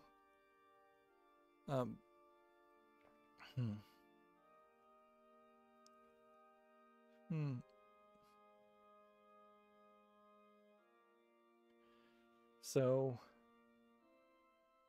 yeah, there's definitely some concern there. Soul without sin. I will save you no matter the cost. Punish the wicked. Spare the innocent. Okay. Do I want to draw 2 cards? No. Do I want to put something on the field that will die, which will do more damage? I think you do this one. Already a proper lady, you know. There we go. You're mean. Yeah, I can win next turn. if he doesn't just concede. The world cycles on. Yeah, even doing that doesn't matter. There is no other way. There is no retreat. Ooh, shiny! I'm leaving.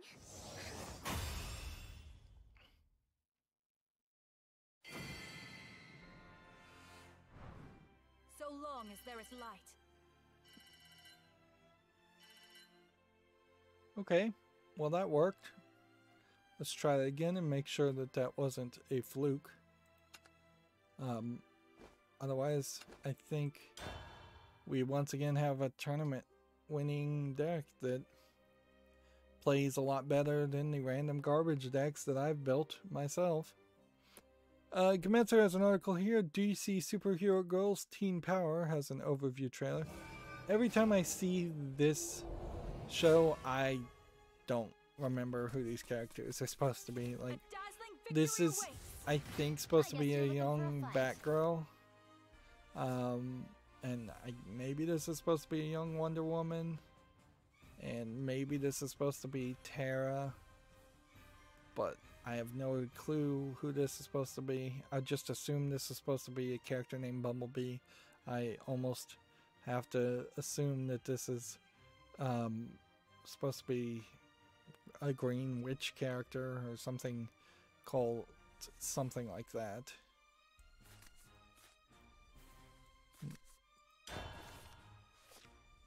Let's see. See what happens.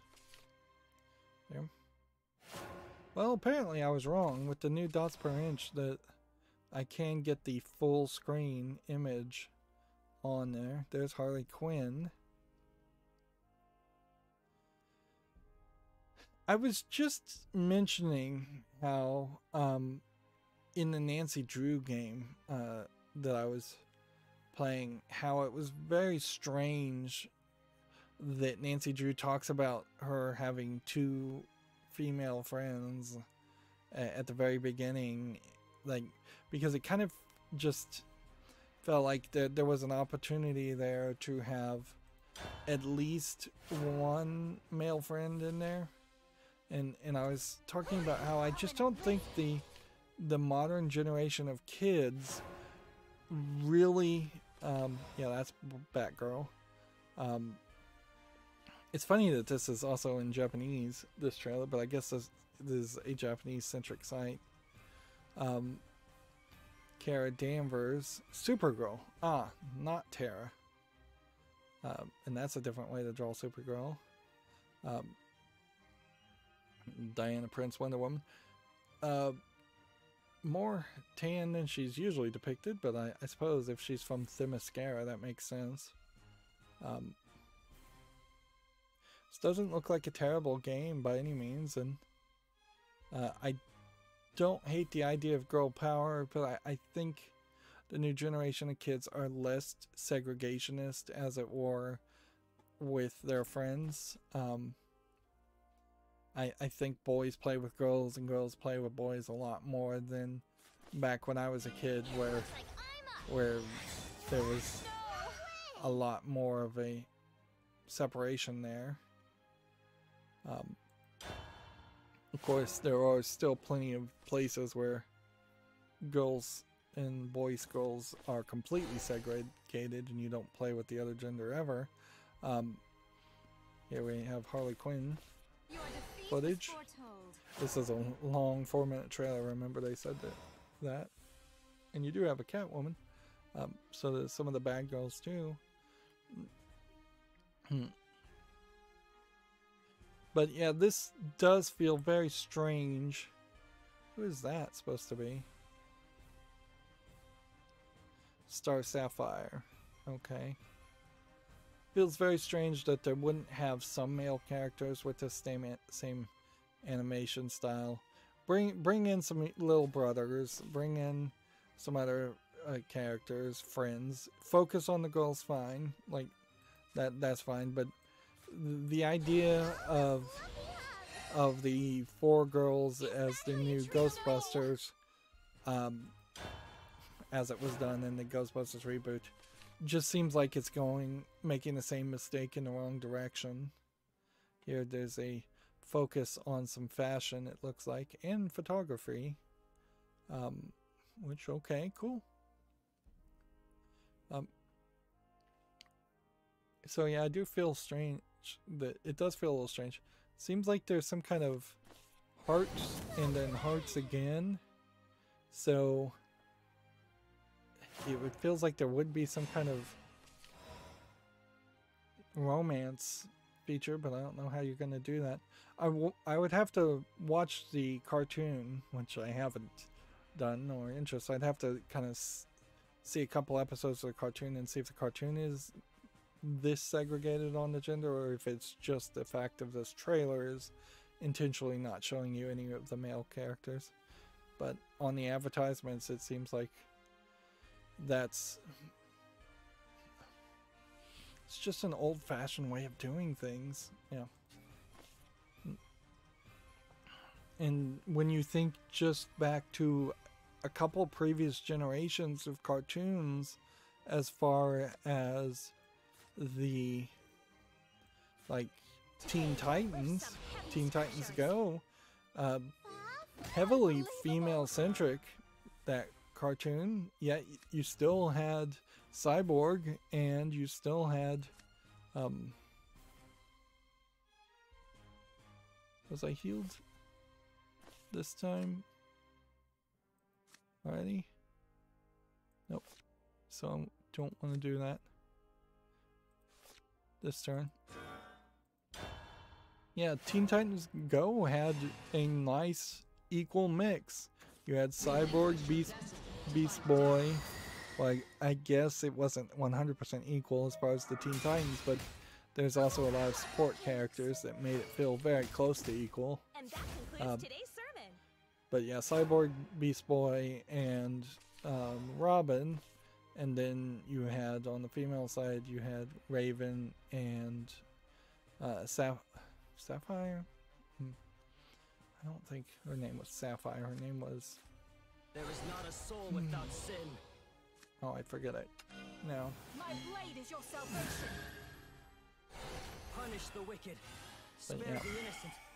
And then you had Tara, who came in Let and judgment left. fall. Who was a major villain slash heroine in Teen Titans Go. You know what? I don't have to watch a cartoon, do I? I can simply do a quick Google search. Your defeat was foretold. And then type in cast. Didn't want to cast. Really, I wanted the characters. So I should have just typed in characters. Yeah, that's better to do.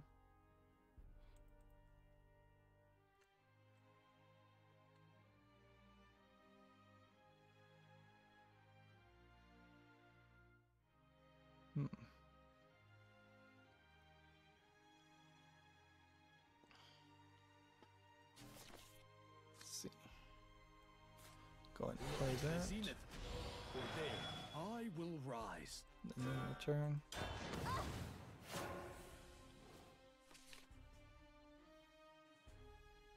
Okay, so on a fandom site here, you have Bumblebee, Green Lantern, Zatanna, Harley Quinn, Poison Ivy, Catwoman, Star Sapphire, Livewire, Giganta. Lex Luthor does show up as a bad guy, but Lena Luthor shows up also. Cheetah, Mr. Freeze shows up. A game called Chemo. I've never heard of him. Shaggy Man, Bizarro, Dexstar, the cat. Zod shows up. Deathstroke. Casey Krinsky, never heard of her. The Penguin. Raw Gold. Sinestro, Ember. And at some point, Haljourn, Flash, Aqualad, Hawkman, Green Arrow, Steve Trevor, Captain America,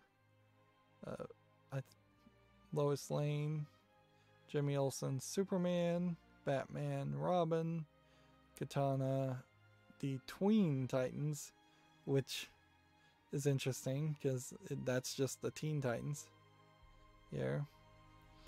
Kilowog, Cavalier, Alfred.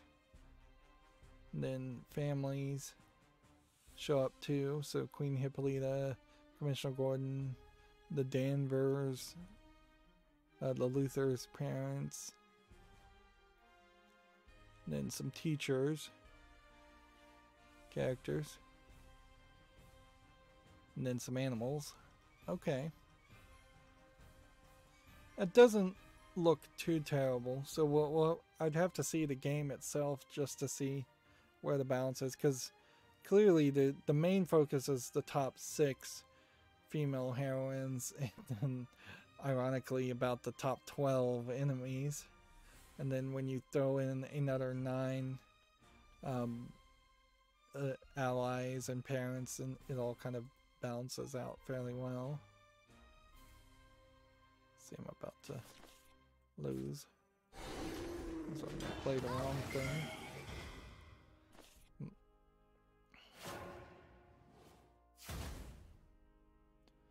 Let's see.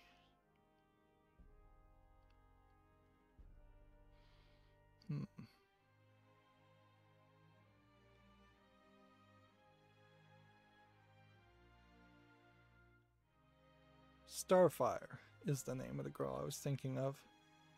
Yeah. Raven and Starfire with Robin, Beast Boy, and Cyborg. Your beauty is terrible to behold. So yeah, that very well may just boil down to how well the game handles it versus how well the cartoon handles it. There is still, I think, some problems with making a cartoon that just outwardly says, this is a girls' cartoon, girls only, no boys allowed. That's just going in the opposite way. Like, and I definitely know, and I can just attest to personal anecdotal experiences. I know people in the United States who literally are 60, 70 years old, super old, and they never played with their own sisters.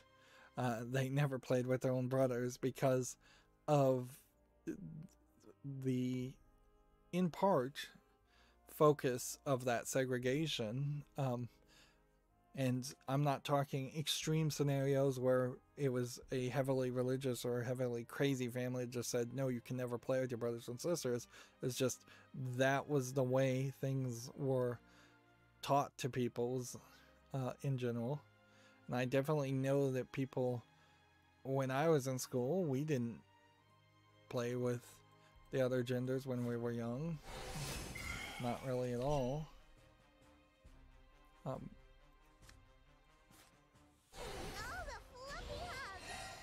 I'm gonna lose here simply because I don't have the cards I need. And I think the new generation is less picky to that and will play with each other and interact with each other. I think we probably will see at some point a new generation of people on the internet who are more willing to cooperate. The video game cliche of the second you get on live chat as a girl and people going, hey, you're a girl, you want to date, and just like being bombarded, if not directly harassed or completely treated inappropriately. I'd like to see quickly that cliche go away. But there is also clearly in the video game aspect a level of once somebody has that almost anonymous feeling, and once they're in the privacy of their own home, there still seems to be a lot of people that are in the early process of learning how to deal with the opposite sex, and maybe a lot of that does have to do with education and the culture that people are still being brought up to even today. It wouldn't be terrible for there to be a class in kindergarten and elementary schools just how to deal with the opposite sex, because honestly, you probably do need some education there. How to deal with other people in general, sure. Like getting along, like people think that just naturally happens, and I think it's fairly obvious it doesn't just naturally happen. And maybe that class should line up to, hey, here's what you do when you go on a date. Like you don't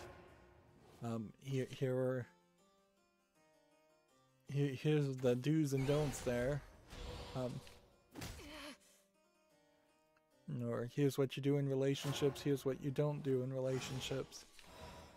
Here's why it's bad to cheat on people. Here's why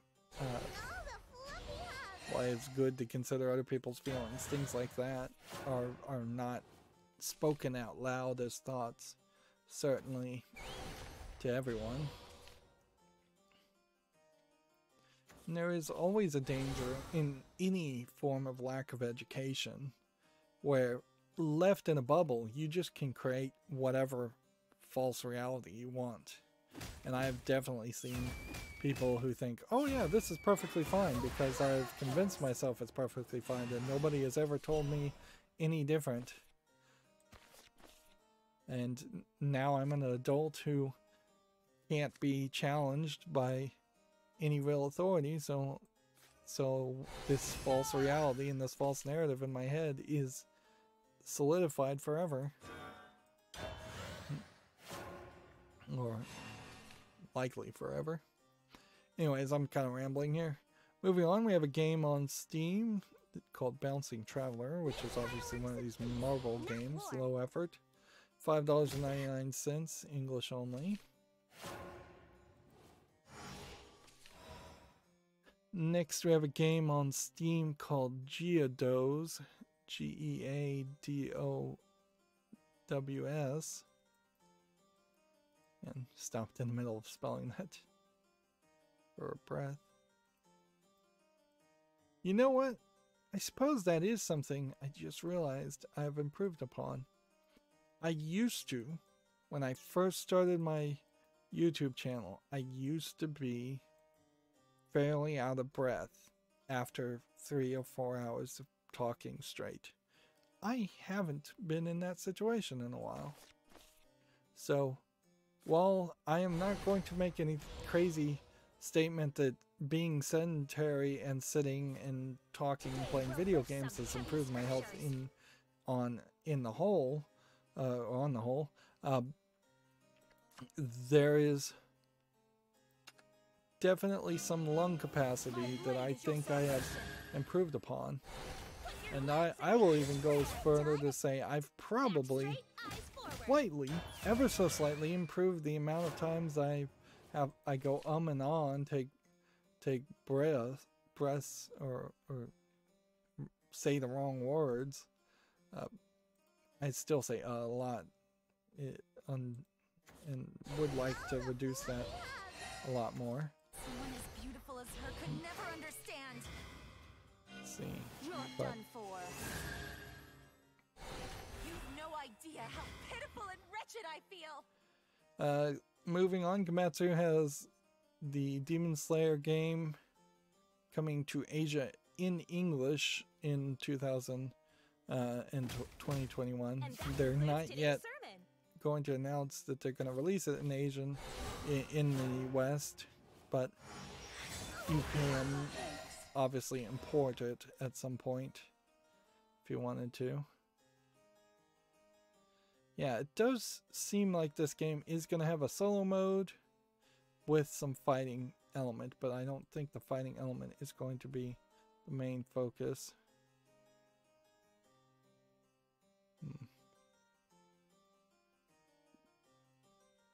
This is just another trailer, and a lot of it's just pre-rendered cutscenes at most.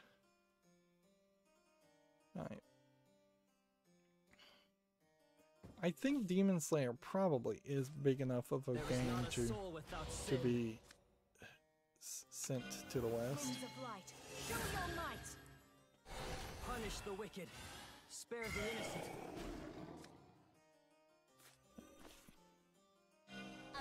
Go ahead and Keeps the doctor away. power up our guys some more. Sikamatsu has the same news. We don't need to talk about that again.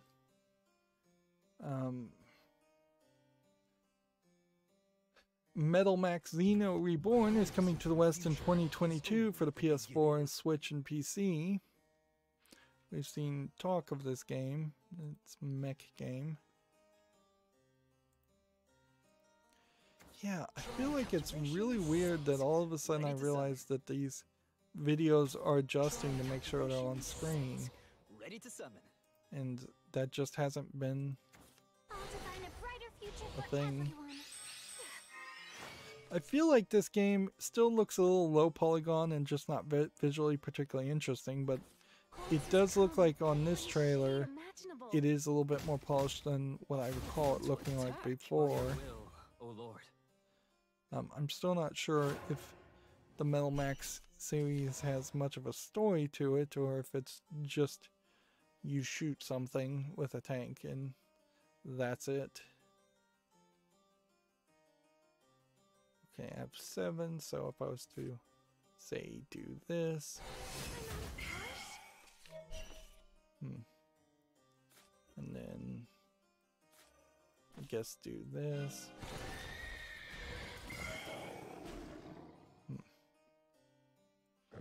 Do that. That's probably the best I can do.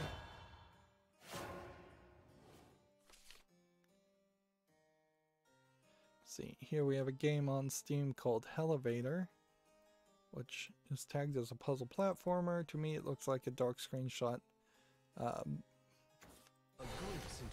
platformer. The beginning. Yeah, I think it's probably a frustration platformer too. I don't think I see something here I'd want to play. It's free, English only, so I guess check it out if you want to. Part of the problem with the idea of making a clean recording, like theoretically I could split my setup between 2 instances of OBS and have a clean recording that's always getting footage of just Shadowverse and never does the web peak, which I'm sure there might be a percentage of people who would say, yeah, get rid of the web peak, I don't like that. But the problem there is not really an issue of ability, it's an issue of my mental focus. If I was just holding on to the footage of This is my fate after all. the footage of me playing Shadowverse, what you would quickly find is whenever I'm talking about a game for a minute or two, there's literally nothing happening on my side of the gameplay, so it would be fairly boring, and you'd still be hearing me talk unless I change the audio there, and at a certain point then I'm just getting clean footage of Shadowverse with no commentary, which I don't think falls close enough for my liking to fair use at that point. So, yeah. I guess if somebody else was playing, if I had a partner and one was playing Shadowverse and completely ignoring what was being said, and one person was just talking about video game news, at a certain point that's 2 completely separate broadcasts, though. So, yeah. that wouldn't really be a goal for me. But maybe a live thing might be worth doing if they can make it, if OBS can make it easy. That is the big if, is can OBS make it easy? And OBS is a little slow to adding new features, which is fine because they're, I imagine, just working on making sure the current features continue to work and work well. And OBS is very good, I would say, about having decent quality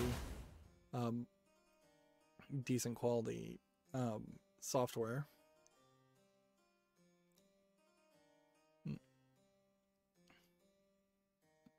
So I would hope that they would be in secret working on new features long before they get released to the public.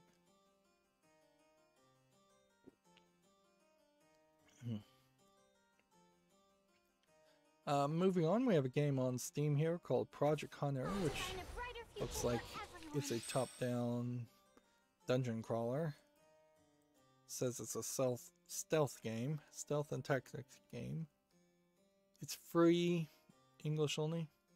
Seeing a decent number of free games today.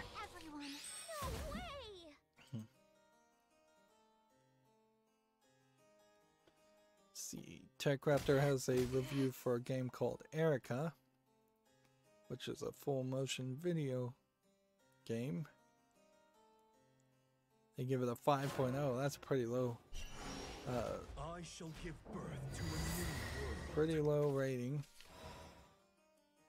Alright, well. Thus the world and thus hit the that. world ends. How did I miss that? Do that. This is where I truly shine. How did I miss Unbelievable. Go ahead and play that for fun too. I'm through. Erica is rated 5.0. With its intriguing narrative hook, Erica's premise is enough to pique any full motion video fans' interest. Sadly, clumsy plot holes and unnecessary choices weigh the game down, and it doesn't quite deliver in the end. It's still entertaining enough if you're looking for a different kind of movie night, though. Pros: top-notch actor performances, appropriate background score, and great narrative hook. Cons are oddly contrived decisions, plot holes abound, and gameplay usually gets in the way. Right, so we get one more victory on Havencraft, and then all I really have to do today is focus on Forestcraft and news, so we could potentially end up early, or more than likely what we'll have to do is we'll just grind on that single player. I haven't even done the new storyline stuff, so that is also something I could grind on.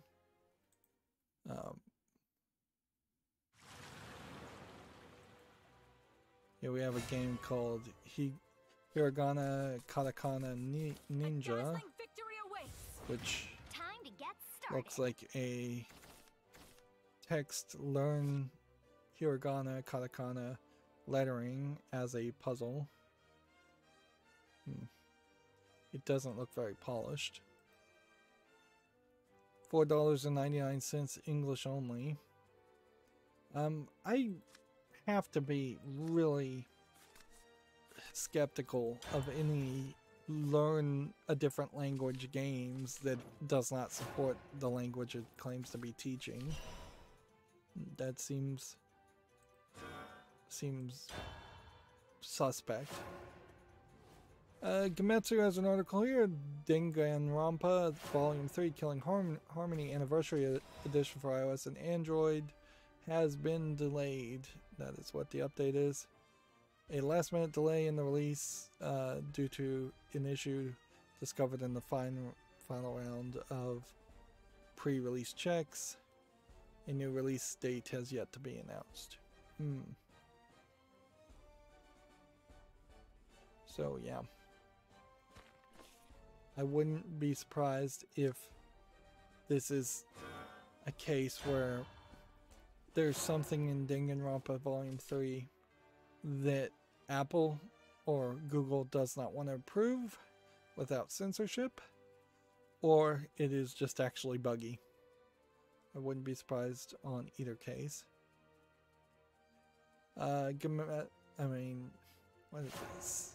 Here we have a new game on Steam called Light Fairy Episode 2, which looks like a turn-based JRPG. And the easiest thing to do here certainly would be just to look at Episode 1 and see if that's any good. It's $7.49, Japanese full audio. There's a whole prologue collection. Episode 1 came out in 2019, and it's rated very positive. I probably ignored it completely because of the chibi art style. Screenshots don't want to load. Yeah. There's a chibi art style here in the actual game, and the art style there doesn't look particularly good either. And so when we look at the second game, it's basically the same trailer.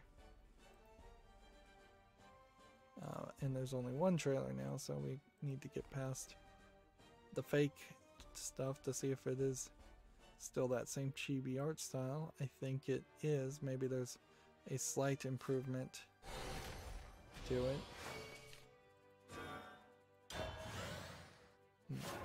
Yeah, it's the same chibi art style. Thanks to you, I can move forward. So pretty much I've already made the decision on this series that it just does not catch my eyes visually. Do I want to kill this now? Do I want to wait till the 5th turn and play it? Let's see. Gematsu has Metal Saga Hangyaku no Roka officially announced for the Switch and more. It's a bounty hunting RPG. I won't hurt you too much. Not sure how much of a game is here. I'd like to see some video of that before I make a bigger decision.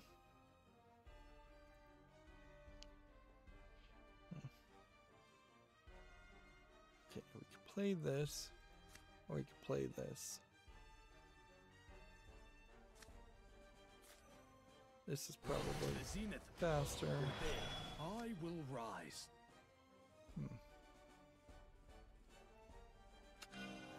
My blade is your salvation. Oops. Embrace them in your fiery gale. Prominence! That was not my intention at all. Good enough. This will be an interesting experiment on what is one less evolve worth when you mess up that badly. Here we have a game on Steam called Tower Bots, which is just a tower defense game of no quality. Surprisingly empty in the screenshots too. Like, you'd at least want to use screenshots of a lot more enemies on the field. $3.99, English only.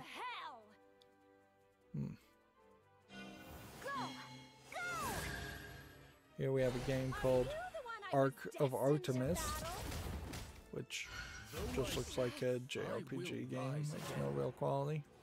Anime girls abound. $16.19, English, Japanese, and Chinese. Is there any mature content? Let's see. It says it has scantily clad clothing, and that's it. Smiles are the best medicine.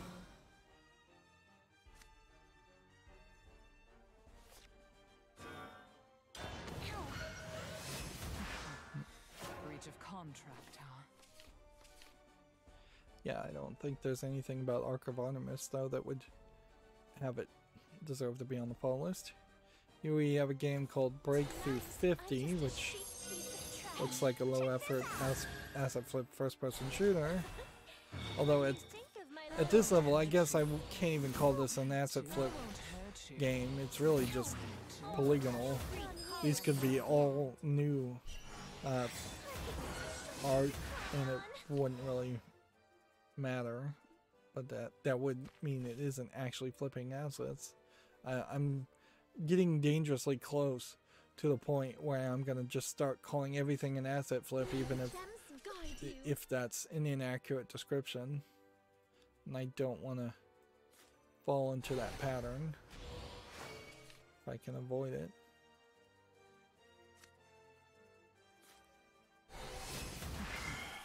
Breach of contract, huh?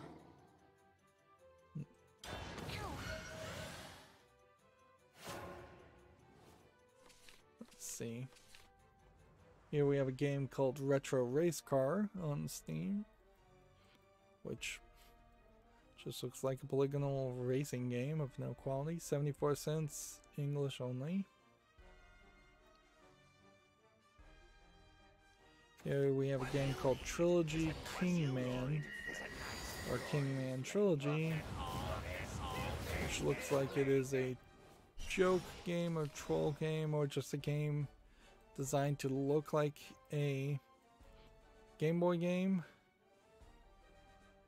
They're saying these are classics from the past. I don't recognize this game. If this actually existed, there's too much variety here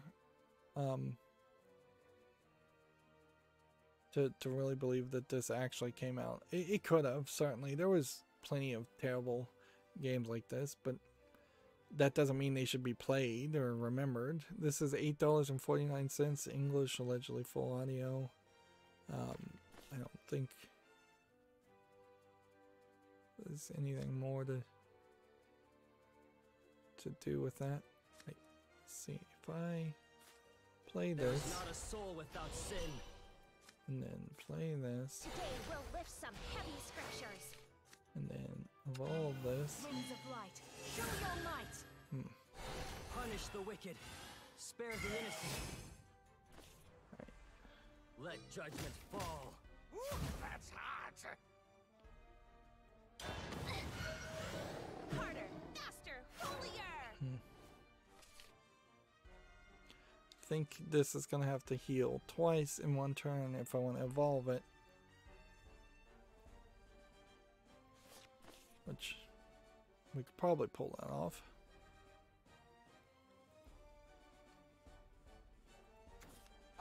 See, Tech Raptor has Wonder Boy, Asha, and Monster World review, which By your this will, is O Lord. an old school game trying to reboot and continue. It looks like it might be alright, but apparently Tech Raptor is coming to rain on my parade and say it isn't. Wonder Boy, Asha, and Monsterland is an enjoyable reimagining of an underappreciated 1994 classic that leaves some room for improvement. Pros, it's a faithful recreation that will delight fans of Monster World 4, which Wonder Boy, I suppose, is This one's the spin-off of Monster World. The ruin of Six Heralds' destruction. It has charming visuals and catchy music, and the majority of the stages and 3D segments are a joy to explore. The cons is it has poor frame rate and frequent stuttering while playing docked on the Switch. Okay, well, I wouldn't be playing it on the Switch regardless of whether it's available on Steam or not, so that might be less of a concern for me.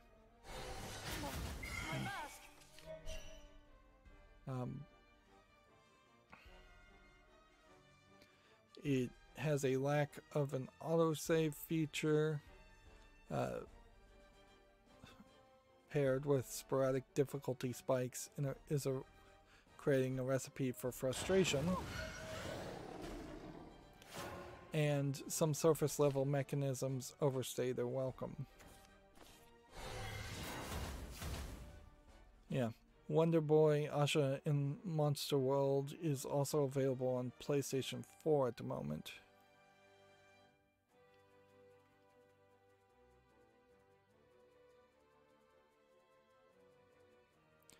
I will say, having just played Psychonauts, if Psychonauts had been a flat 2D platforming game instead of a 3D platforming game, probably would have saved themselves some frustration, really, because they don't do a lot with the 3D elements of it.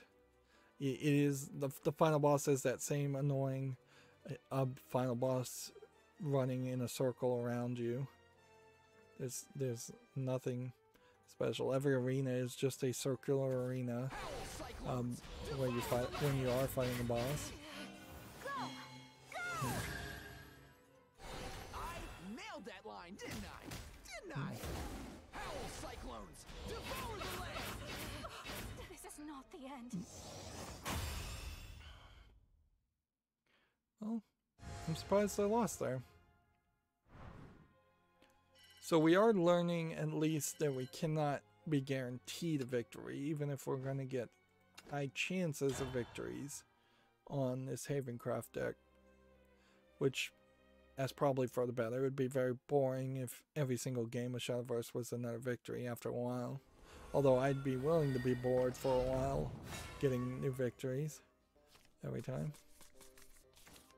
This is a new character.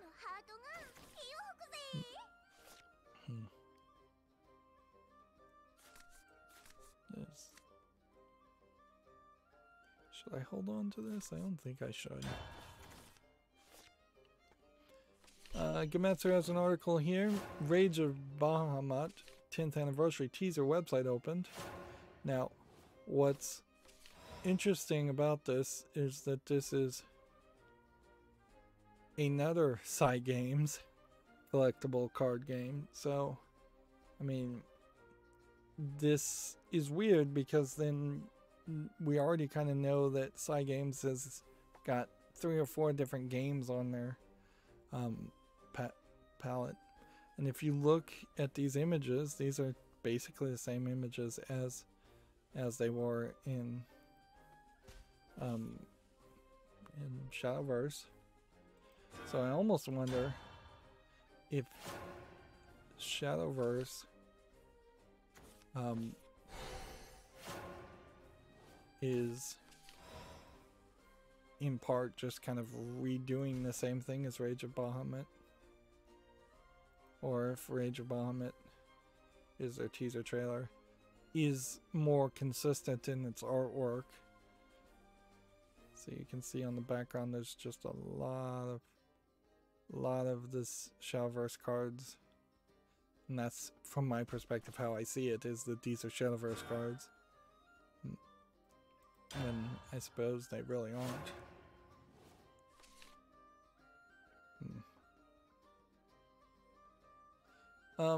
Techland tweeted out that they've received many questions about their recruitment process, and so they've done an AMA on a YouTube video. If that interests you, Techland is the developer of Dying Light, working on Dying Light 2.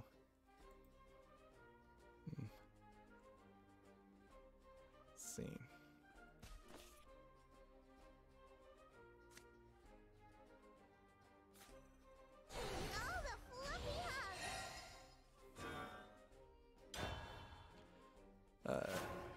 Xbox put out some news that Dolby Vision on the Apple TV app and Spotify video podcast is coming to Xbox.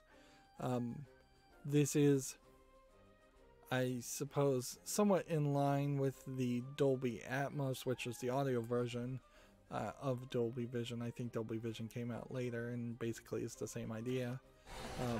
But like lossless and Dolby Atmos were being added to Apple Music, and so I suppose Apple is also adding Dolby Vision as an encoding, which DTS I suppose is falling behind as the competitor to Dolby software or audio codecs at this point as far as adoption. Yeah, that'll probably be nice for the few people that use it. Also, Discovery Plus and Paramount Plus and other things are coming to Xbox. That's too bad.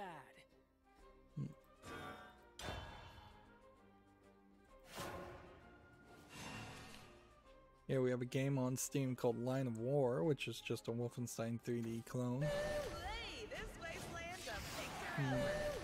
Probably not the time in 2021 to be fighting the Vietnam War. In fact, it's probably never a good time to make a game where you're around the Vietnam War. 59 cents English only.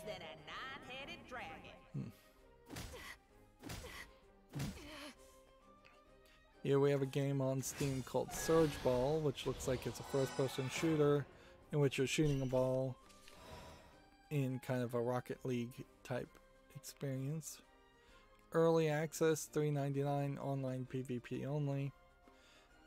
If they had the funding and the budget around this, I could see this potentially getting popular enough to succeed. Much like Rocket League, it just has to be successful before anything else. If it's not successful, then you won't have the player base, and if you don't have the player base, you're not going to get anywhere with your game. Let judgment fall. Let judgment fall. Well, on to the next project. I want to heal to my leader. Not at the moment.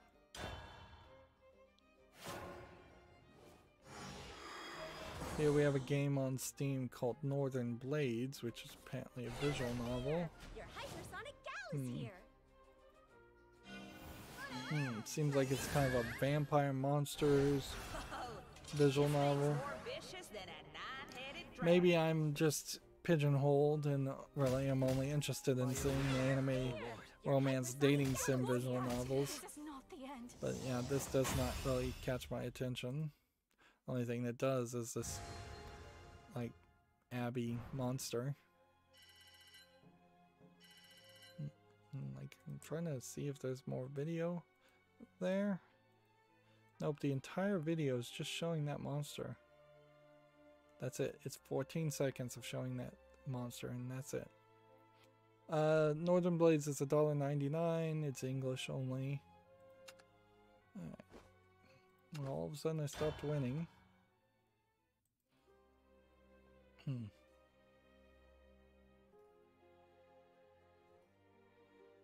It'd be funny if it turns out that building a new deck puts you in a different queue where you're more likely to win a game, and you could in Shadowverse potentially just make a new deck every game and win because of the game cheating in your favor. TechRaptor has an article here. Watch Dogs Legion's roadmap has been updated with a surprise. Apparently a story expansion, Watch Dog Legion's Bloodline. I don't think anybody's playing Watch Dog Legions.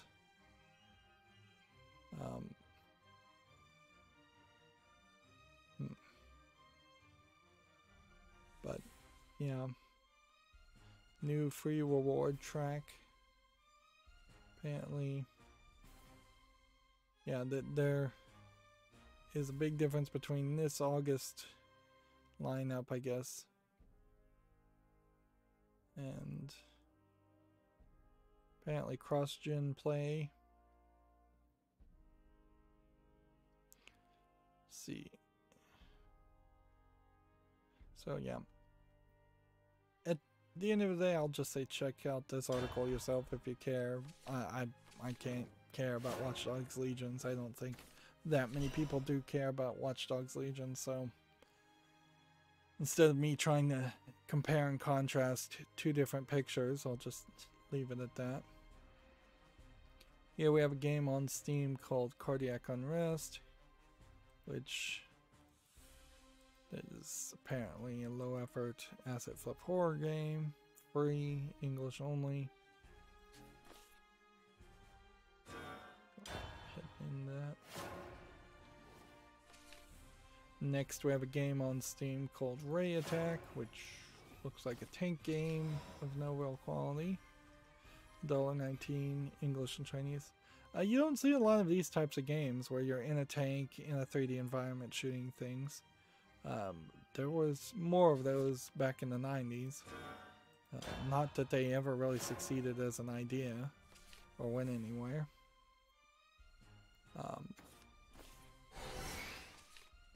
Next we have a game called Strategic Mind Fight for Freedom, which looks like a turn-based real-time strategy game. There's a lot of good visuals here, so there might be a argument for this game. $29.99 is pretty high, but military games do tend to be sold at a premium.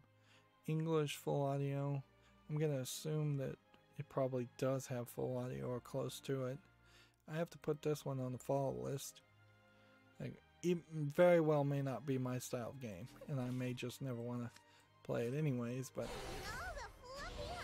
I think it deserves some consideration at least.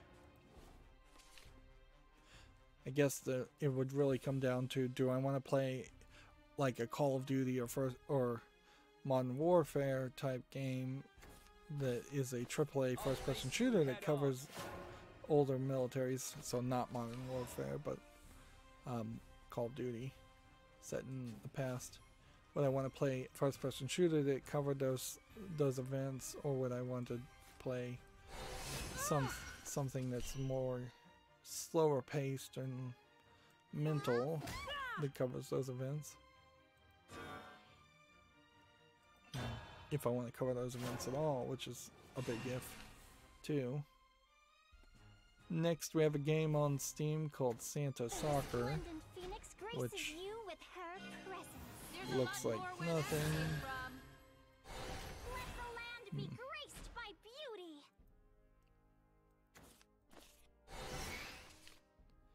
It's 99 cents English full audio. Yeah, this is another one of those cases where you should just never make a holiday themed game. Even if it wasn't a holiday themed game, it still wouldn't be much of a soccer game.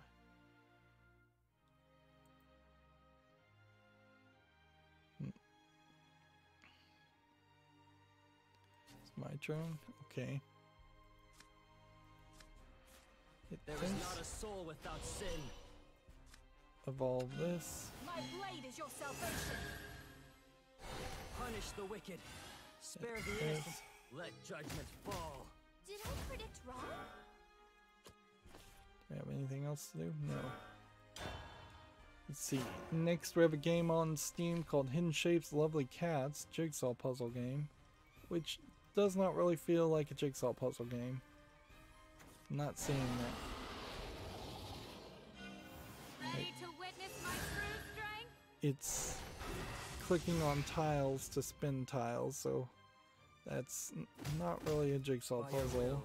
Oh Lord. It's 79 cents, claims to have full audio in every language it supports, and claims to support nearly every language on Steam. So there's Smiles are the best a medicine. considerable lack of trust there.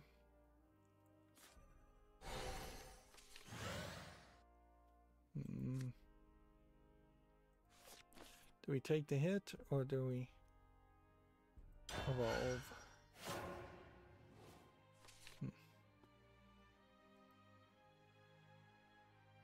Next we have a game on Steam called Gun on Chickahominy. I don't think I've heard of this. I assume river or area. It looks very pixely, looks like a mobile phone game. Doesn't look particularly complicated enough. $4.49 English only. That is another question, certainly. Do I want to cover World War? I mean, not World Wars, the United States Civil War. On me again. What was that?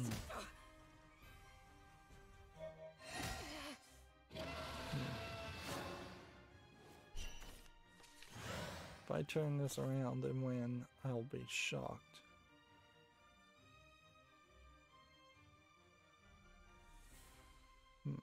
can't do this and this. I can't do this and this. I can restore 3 defense.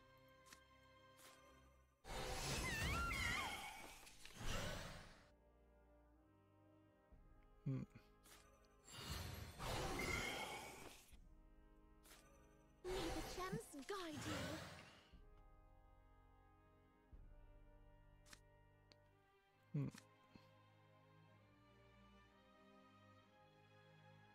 Why is this cheaper? What card did I just play?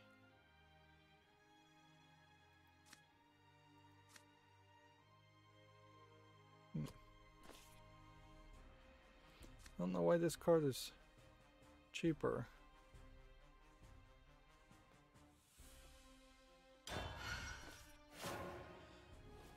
Anyways, moving on. Here we have a game on Steam called Slappy Ball, where you're basically playing volleyball as giant hands. Early access, free to play. Online PvP focus, I'm sure. Premium for $9.99. English full audio, allegedly. I doubt there's really that much audio in a game while you're playing volleyball. And once again, I would have to say maybe I'm pigeonholed, but the idea of giant hands playing volleyball, not intriguing to me. Give me DOA beach volleyball any day of the week. Like, heck, I'll even take buff dudes in swim shorts playing volleyball over big hands.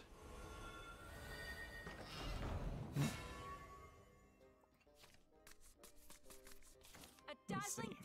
We may have already talked about this game. We have a game here on Steam called Helden's Haunted Hotel, which just looks like it's a horror game in RPG Maker, calling it a puzzle exploration game. 59 cents English only. One of the things here is the price definitely makes me want to just ignore this game, when I probably should give it more of a chance, but we'll see what else he's made. I think looking at his games, we can pretty much assume this guy is just a low effort troll game developer. I'm not seeing a single game in his collection from 2000 back to 2016 worth looking at. There we go. Did I just actually ignore this creator? Yes, I did. There we go. I'm going to continue to go down that path of ignoring creators that make low effort garbage games, even though that probably won't change what games I'm looking at. It is where at least on some level I'm trying to add some curation for my personal use, if not also for the streams. If we start to get to a point where it actually does clean up the number of low effort garbage games that we see and talk about, that's probably not a bad thing too. Inherently, I think just anybody who goes down the crazy path of trying to look at every single game that comes out on Steam eventually, I think, gets worn down and starts to curate it and hopefully I don't eventually get to the point where I'm just not talking about any new games, but there is a relevancy issue certainly in which games come out and they are just not seen by anybody, not played by anybody, and yet me as a video game critic is talking about them and promoting them in some small way. Moving on, we have a game on Steam here called Fangs of the Fangs Huntress. Not the Fangs of the Huntress or the Huntress of Fangs. It is another Wolfenstein clone, although it doesn't actually look like it's probably running in Wolfenstein, although it might be. I don't know if you can get your user interface to look that way. I don't know why people think, though, an old pixely first-person shooter game is gonna actually sell. I don't know why you'd even bother to learn how to program games like this, since you're never in a video game development company gonna make a game like this. Even for mobile phones, then that's not gonna sell. It's $2.99, and it's part of the Sex Ultimate Bundle. It says it's English full audio, so we kind of know this guy's twist here. That they're promising interesting content visually, and you're not gonna find it. This is also from the developer that made 100 gnomes and 100 hidden objects. 100 hidden gnomes and 100 hidden objects.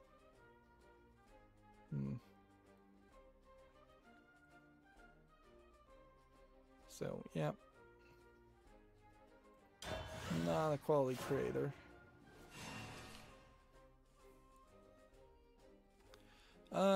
There's still a lot of talk of this going on. The Twitch hot tub meta is changing with a new category. They also introduced a whole bunch of other categories, but the fact that this is the one getting talked about, I think highlights a big issue, certainly. I did hear that somebody, I don't know if it was this character, was demonetized, and then when they got remonetized in a new category, they were at like 100 times less their income. They went from like 40,000 a month to 400 is their claims. It is also worth mentioning that a lawsuit that Twitch really shouldn't have lost went against Twitch because Twitch just did not follow their own contract, and so he sued, and it very well may have been a puritanical victory and not actually been worth the cost of the lawsuit itself. But the fact that Twitch's lawyers wrote such a bad contract, or if they even had lawyers write their terms of service contract, shows that they just don't know how to run a business. And yeah, it really is just another confirmation that Twitch is not interested in being the thing it started off as, and it's more interested in being just Pornhub for preteens. It's not trying to expand in any other direction either. Even if they were trying to get away from video games, they're not introducing or promoting other categories. Like, Twitch could have easily been a decent arts and crafts streaming service, or makeup tutorial streaming service, or a competitor to TikTok with music videos of sorts.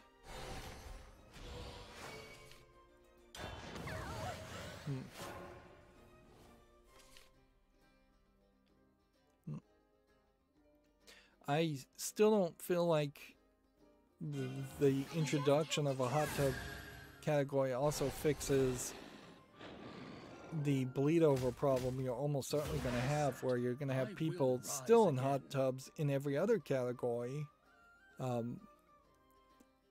So unless Twitch starts to crack down seriously on the issue of miscategorizing your channel or your stream, Twitch is not really going to make any progress there. Plus, now that there is a hot tub category, since people were in hot tubs playing video games, it's very difficult to say, well, you're in a hot tub, therefore you by default should go into the hot tub category instead of you're playing Shadowverse, therefore you should be in the Shadowverse category.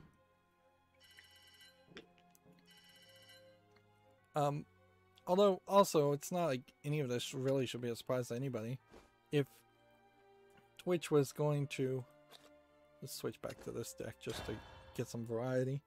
If Twitch was really going to crack down on the titillating streams, they would have cracked down on the body painting. They would have cracked down on the excessive camera angles down the cleavage.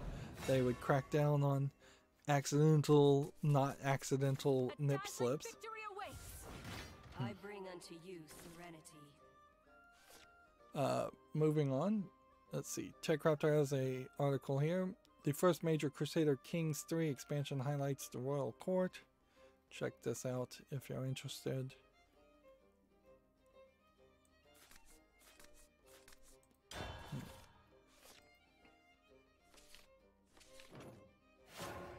Here we have a game on Steam called Juicy Army, which is a top-down twin-stick shooter in which you're shooting Candy Land characters in the Candyland world. $9.99, English only. Jewel Benevolence. Gems guide you.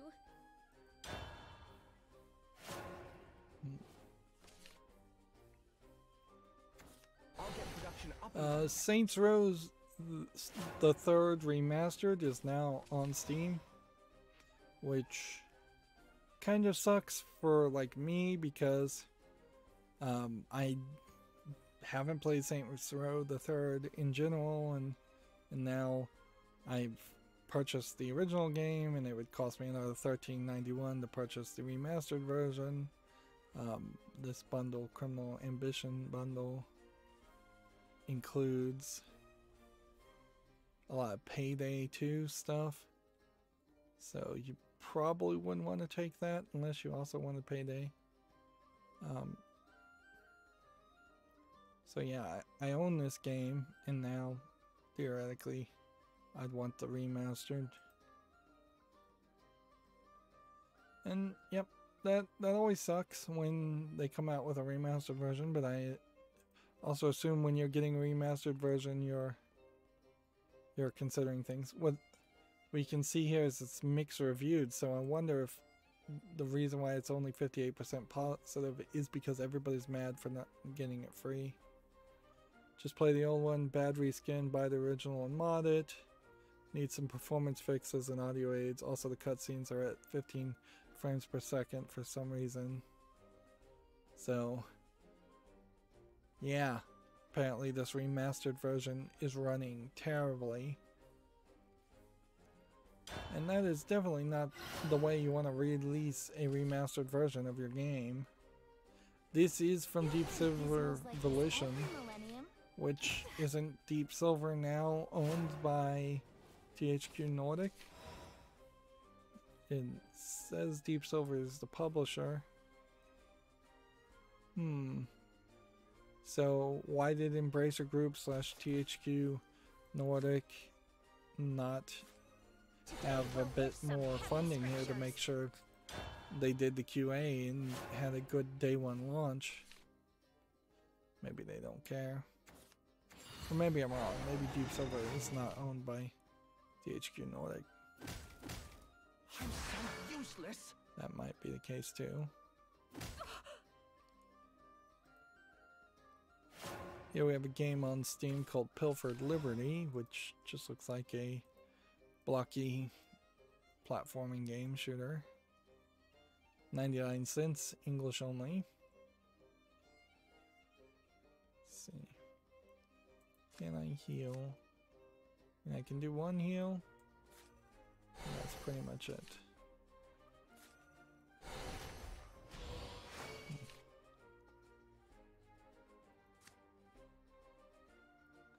Can't evolve that.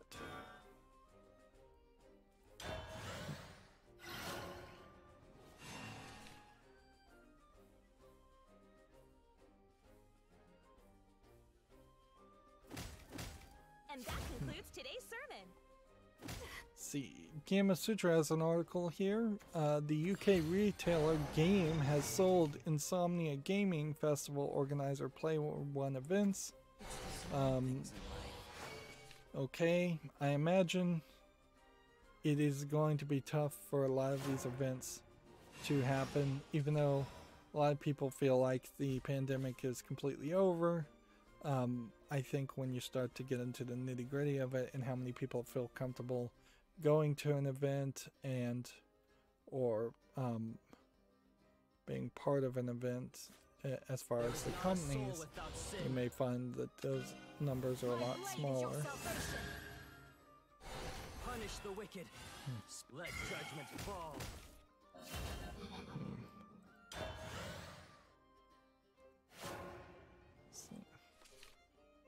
Here we have a game on Steam called Goalienator, which looks like it's a VR goalie trainer. And while this looks a little rough, I think this is actually a fairly decent trainer in VR. Like, to be a goalie in VR, no, to be a goalie in real life is definitely super expensive. It's funny, they're shooting tennis balls at you instead of hockey pucks.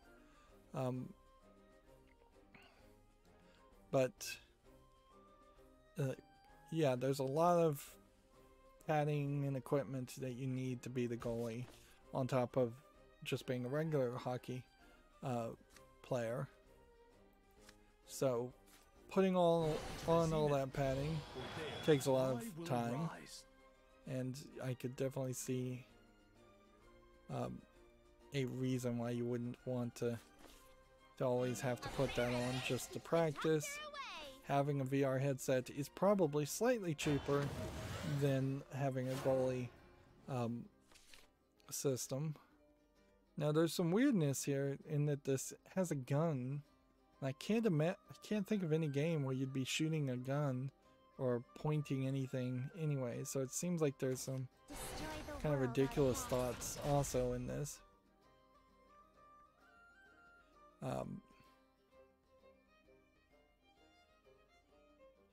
This is a free game, English only, so yeah. I have to put this on the fall list. If you have VR, if you have any interest in being a goalie at all in hockey, this definitely looks like something, well, not visually polished, designed to actually help you train.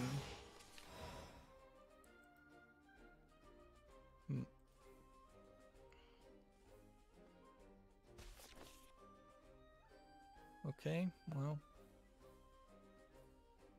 wish we had enough to do both, but we don't, so let's do that. And then we'll try. Next, we have a game on Steam called Fish Person Shooter, not to be confused with First Person Shooter. So you're shooting fish people. And yeah, unlike a Wolfenstein 3D clone, this is in some new engine. It's a joke game, certainly, but I think I could get on board with the joke here, depending particularly on how long it is and whether it can keep my attention for the full length of the story. Seems like there's a little bit more game than just shooting. You also have a hook to hook people and bring them closer to you, and seems like at times you have a crossbow and other weapons. Early access for $12.99, third-party EULA, English, allegedly full audio. I imagine it does have audio callouts. So yeah, I'm going to put this on the fall list. This probably only has 3 or 4 levels, though. And I imagine they aren't going to be that particularly big of levels. Right, now if I play this, that would be the only thing I could play. So, do I want to draw cards? Or do I want to play this?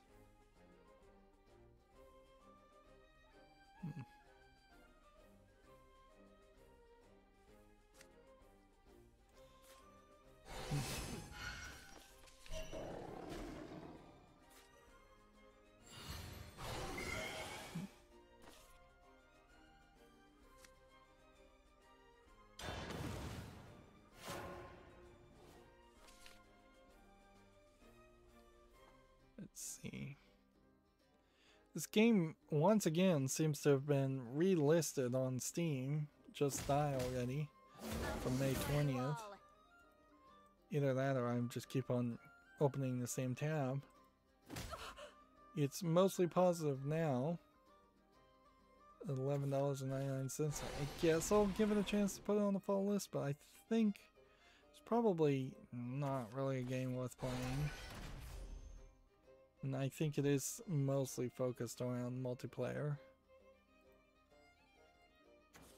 TechRaptor has an article. Hyrule Warriors Age of Calamity expansion pass content has been revealed. Okay, check that out if that interests you. Seems like you're not probably getting a lot of content. Okay. If I hit this, is that enough? I think I need this. And then this.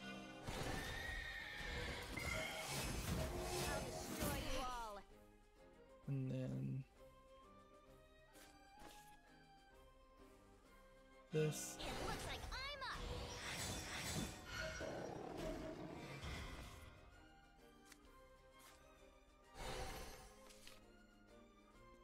And do we want to evolve anything? As stupid as it may be. I've got all the magic I need. Is that how you treat Get rid a of lady? that one. I'll destroy you all. I should have attacked with that one if I was going to attack first.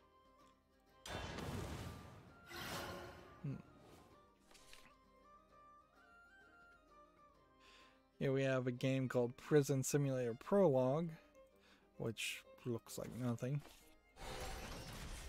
Free as a demo, several languages. I'll destroy you all.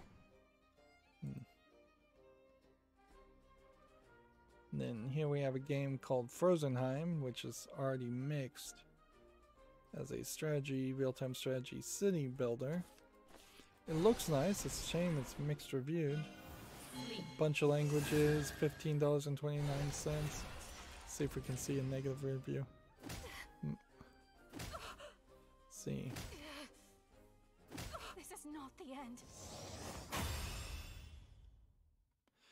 Yeah, I have a review here that just says meh.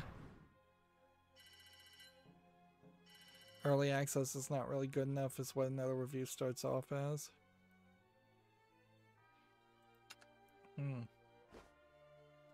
Well, it sure is weird that I could get 2 victories in a row when I first played the new deck, and now I have been loaded into 4 or 5 losses in a row.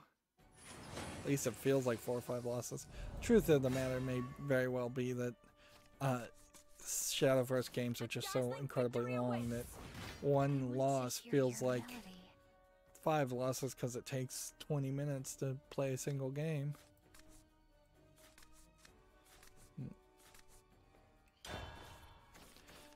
Here we have a game on Steam called SGS Halls of Montezuma. Again, games based off the Civil War, U.S. Civil War, or around there. Actually, this is the Mexican-American War. $19.99, whole bunch of languages. I half wonder if some of these games are just Russian troll games, like they are trying to attack America in any way possible, and thus they're just trying to bring up history and potentially depict it in a slightly different way, do a little yell journalism, a little propaganda. As an actual game, I don't think I'd want to play something like this. It looks too much like a tabletop game. It doesn't have a lot of visual polish there. It looks like I'm up. No way. Let's see. Gamatsu has an article here. Mon U demo launches June 17th in Japan. Let's see what this video looks like.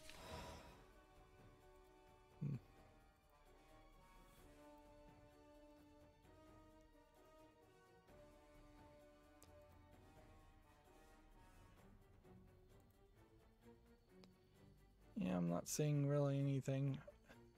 It just skipped through all the game and I still didn't see what the actual game is. It's a dungeon crawler. Okay, it's an RPG dungeon crawler.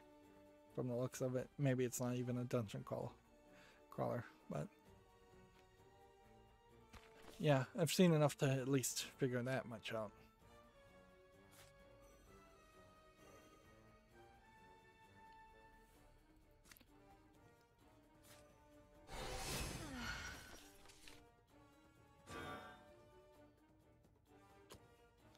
Go ahead and just end the turn here.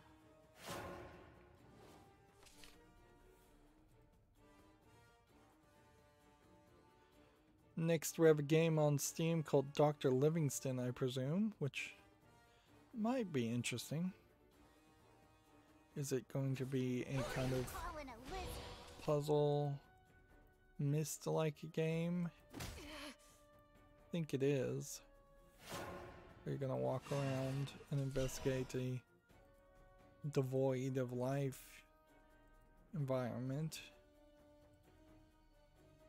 A lot of black screens on this trailer. Like, it's not me glitching out or anything. It goes to a black screen, and then for several seconds it just has a black screen. And maybe there's some audio here that I'm not hearing because it's muted, and then it comes back this way. But then it's back to a fade out and the logo. This is $13.49 English full audio. I would hope it did have full audio. I gotta put this on the follow list. There might be something to that.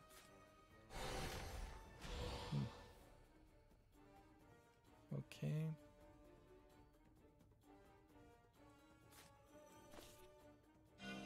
Oh, don't hit that one. No way! Ah, that wouldn't have mattered one way or the other, would it? Okay, well, I guess that's fine. This is interesting. This is the first time I've ever seen somebody put a video at the end of their their Steam page. There's a secondary video here. I feel like you're probably never getting out of this room. There's a secondary video, and you're sandwiching the screenshots. Awaken, for the end is near. Why not? Why do more people not do that? $13.49. There's no VR support here, where this feels like a game that probably would benefit from that. It destroyed my card. Can't get away with that.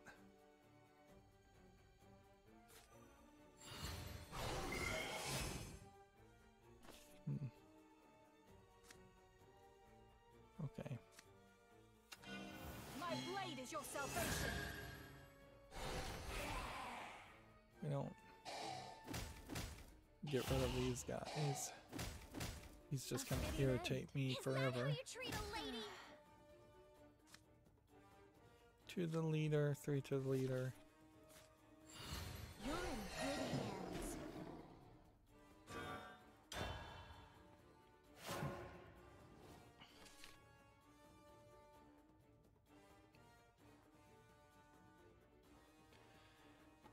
We have this game again, which I think we'd already talked about this, Rise and Slime.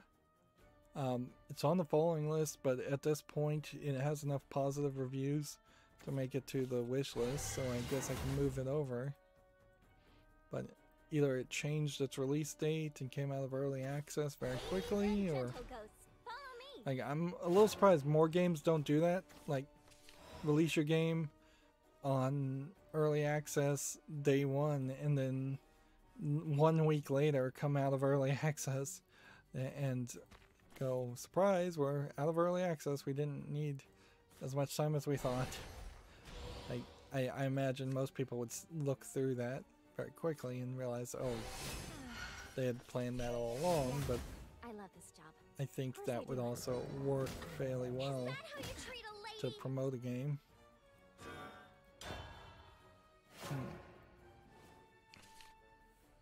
And we haven't had any stories I've ever heard of a game going, oh yeah, we only needed one week of early access.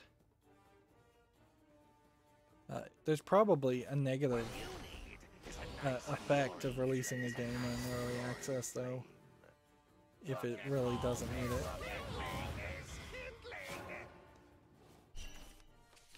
Alright. I'm desperately trying to not lose here, and I think once again I'm going to lose.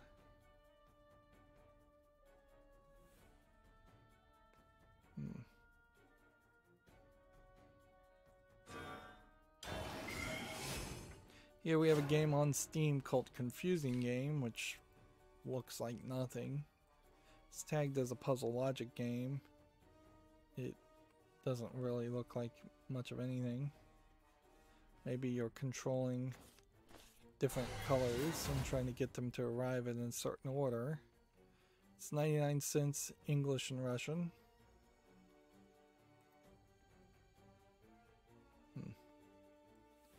Next we have a game on Steam called Armaculture, which is tagged as a strategy RPG and sandbox and anime, and I wouldn't really call this an anime art style. Maybe inspired by the Moe art style a little, but when it gets this pixely and this poorly drawn, it's really closer to just a comic book art style, if anything. This is free, English only. Doesn't look interesting to me.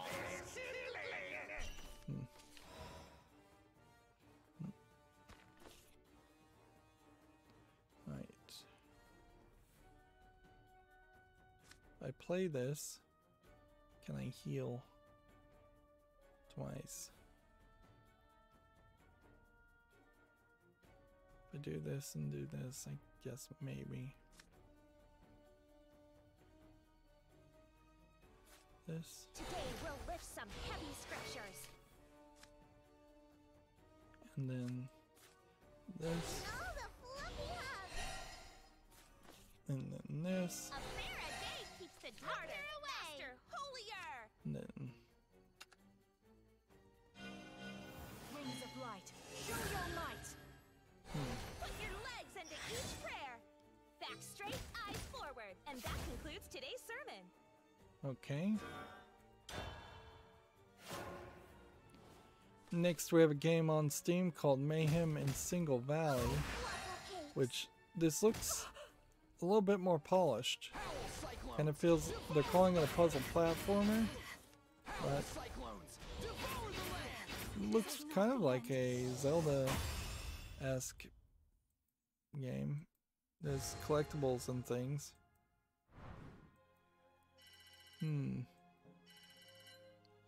I think there might be something here. It's already on my follow list, so apparently we'd already talked about this. $13.49 is fairly expensive. Third-party agreement with a bunch of languages. Yeah. I'm not getting anywhere quickly. Let's see. Gamatsu has an article here. Emperor of Sin, Make It Count has been announced. It's due out in 2021 alongside the Precinct, which I feel like these are spin-offs of or expansions of Empire of Sin.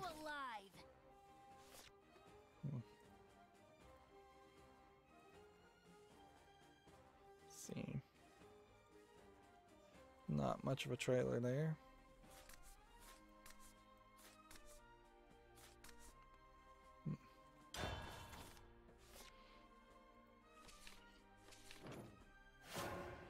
Next we have a game on Steam called Viscera Fest, which looks like a first-person shooter. It's tagged as a female protagonist. Doesn't look particularly interesting or nice visually polished. Doesn't even look like it's really covered in a lot of viscera for a game called Viscera Fest. I would kind of expect to see a ton of blood and gore and guts. I would kind of like to see a game try for that, although it'd almost certainly get banned. Go ahead and mute that. It's because I'm hearing the audio there. guess that does prove the audio is still working. Although, unless you're hearing it, you heard that too, and then the audio is not working.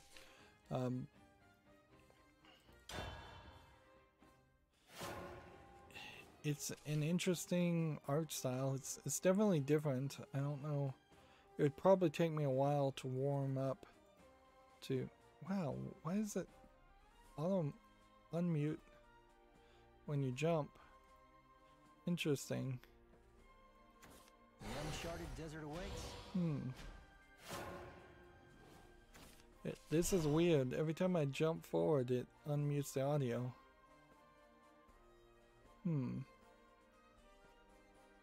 Which I haven't been experiencing that on any other page.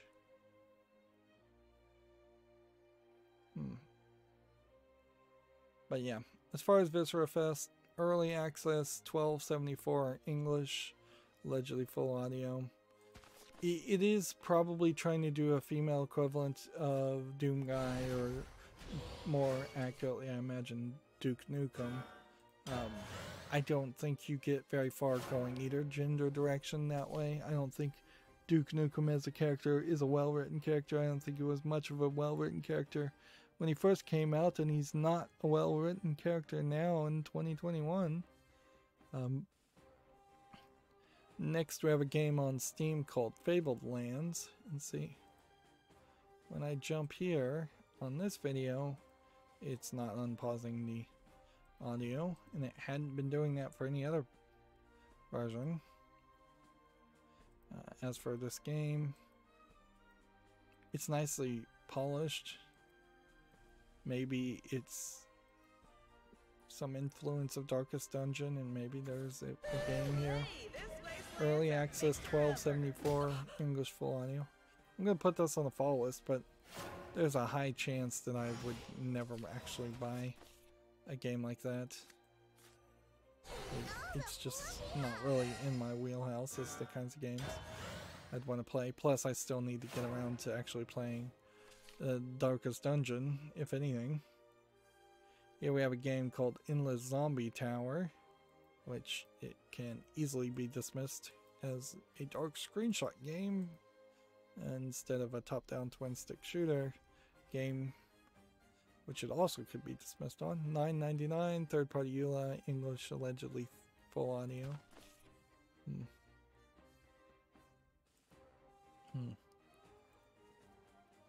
Gamatsu has the grand strategy game sequel Victoria 3 announced for PC, announced after years of community requests. I don't recognize a game called Victoria. And notice that this page, it doesn't quite fit. So I wonder if this page in particular was the one I was using to scale things, and that's why I kind of gave up in the wrong direction. So if I reload this page, will it fix the size? Yes, it did. Alright. So I probably was making a mistake where I was adjusting sizes when I needed to reload the page. And everything would have been fixed at some point in some of the adjustments. That is the problem with tinkering and tweaking things, is a lot of times you have to set the settings and then reboot or reload the page, reboot the computer. Some things just don't initialize correctly otherwise. Here we have a game on Steam called Alien Death Mob, which is a top-down twin-stick shooter of no quality. This is $1.49, English only. I think it's probably time for me to change my air filter. As soon as my air conditioner came on, I'm noticing that my allergies are acting up.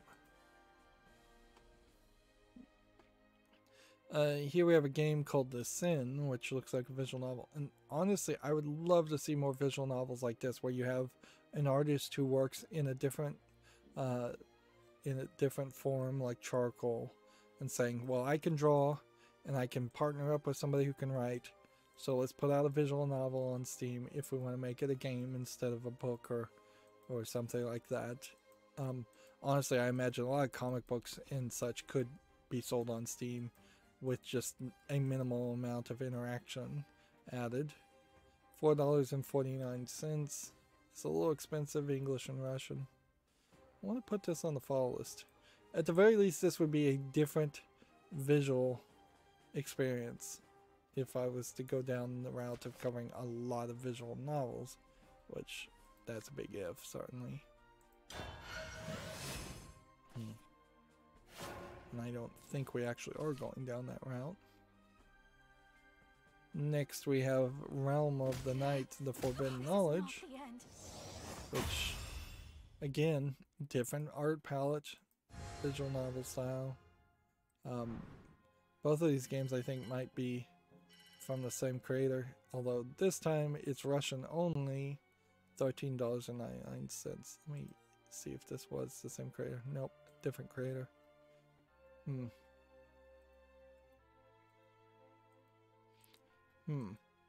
I'd like to potentially see, and I don't know how you do a survey here.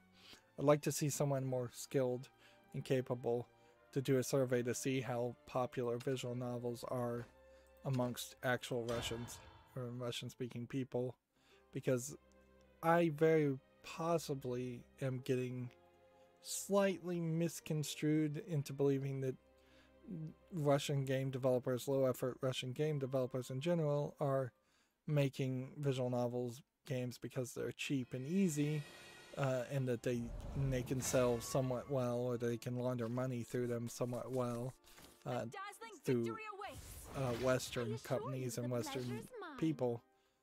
It would be a little surprising to find out, no, actually Russians themselves like visual novels and play them at a much higher rate than anyone else in the West. Depending on whether or not you want to say Russia is in the West or the East, or both.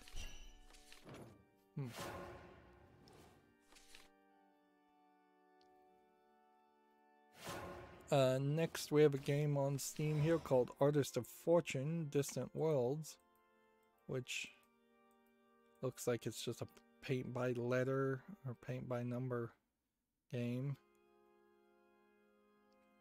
Doesn't look like much. It's free to play, but then you have to buy each content. So really it's like $7.16. English, French, German, and Russian. Yep.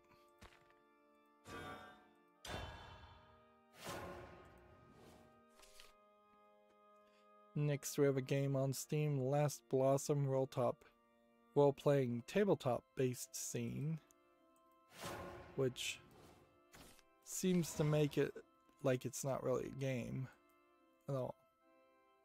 I think that's what it is. I think this may be closer to an interactive screensaver more than anything else, which even an interactive screensaver might be an interesting idea if it randomized things. This is free to play, English, Russian, third-party DRM, open game license, version 1.0. May the gems guide you.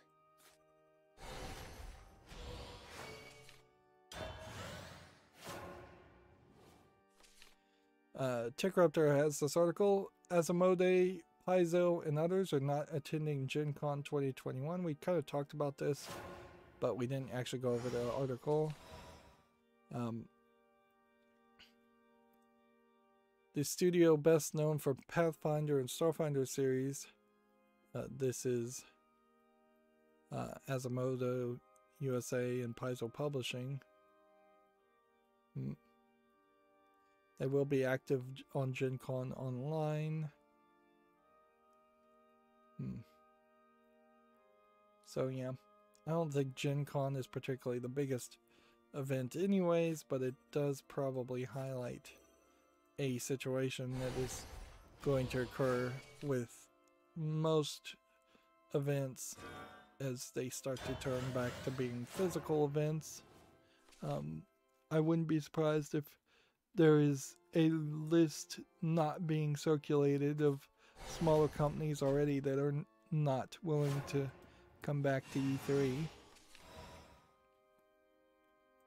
And that number can always be hidden because I imagine there's a decent percentage of small companies that try E3 one year and then give up on it after that first year because it didn't really help. Whereas the big companies have to lock in their booth space and their locations and their time slots and presentations, so they are year after year committed to doing E3 until they are no longer committed to doing E3. Punish the wicked, spare the innocent. It's that whole fake waiting list issue. Look to the zenith. For there, I will rise. Okay.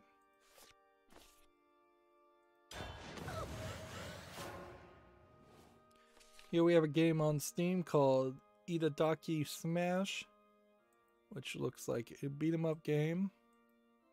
Looks visually polished enough to have a chance. $11.99, whole bunch of languages. I'll put that on the follow list. I don't know how many beat 'em up games I'm gonna really end up playing. And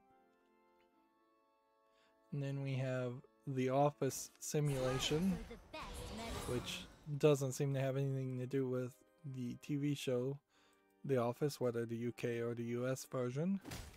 It's free, English only, not in VR. Why you would want a simulation of an office, I have no idea. By your will, O Lord. Let's see. Just go ahead and wreck his plans while working on our plans.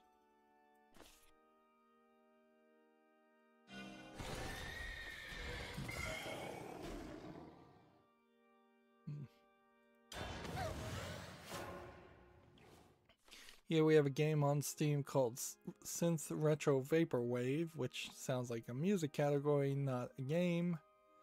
And it looks like it's just an asset flip driving game.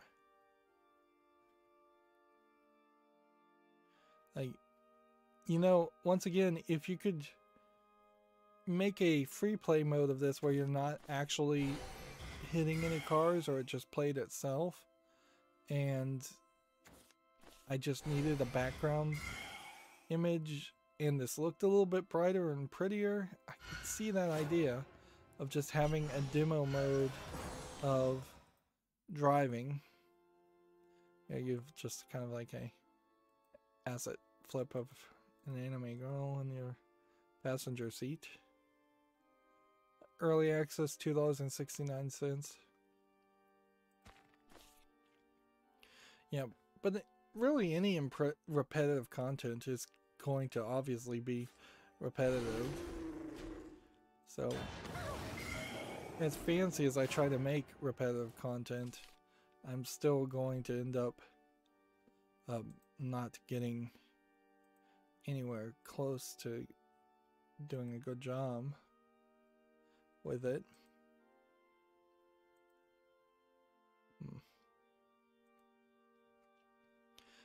Gamma Sutra has a listing here for a job listing at Sucker Punch as a combat designer in Bellevue, Washington. This will be the last game we play because I am out of news. And I see no reason, since we're 3 hours and 44 minutes into this, to like stretch this out and do a follow list cleanup. Although on Wednesday we may have very few games to talk about, so that might be a case. Alright, so as we're trying to get to this last victory, we want just to get rid of that. Though I set, I will rise again. Do Today that. we'll lift some heavy scriptures. And that. turn. Alright, so now I'm just going to go down my Twitter feeds and look for any new news, and we'll talk about it if need to be. But I wouldn't also be surprised if there isn't much new news on this Monday so far.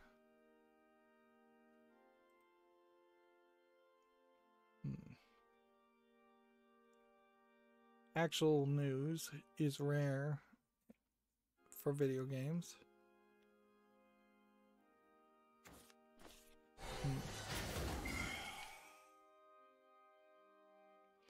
See, according to TechRaptor, a former Star Fox developer, Gilles Gardard, has said Nintendo's main focus has shifted towards profit above all else, a far cry from the management style of old Nintendo.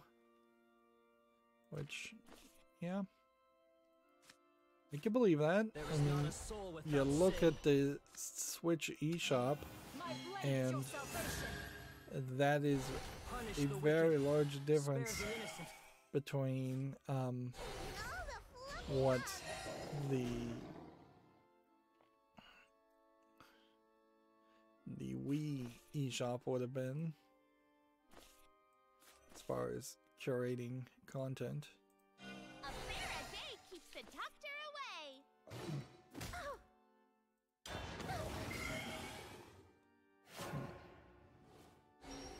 I shall give birth to a new world.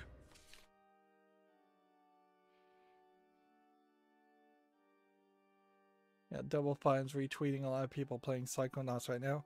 I feel like people playing Psychonauts right now either have enough nostalgia that is hyping them up for Psychonauts 2, or they are going to find out very quickly that Psychonauts 1 does not hold up, and this is going to lead to potentially fewer sales of Psychonauts 2. Whereas if there had been less promotion, you definitely see that with a lot of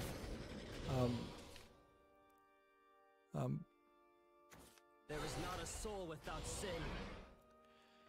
I definitely could see that a lot of games just don't really promote playing the old games. Like, if Borderlands 4 came out, they're not probably going to push people to go back and play Borderlands 1 so much. Or Borderlands 3 even. Of course, there's a big difference between Borderlands and Psychonauts in that Borderlands is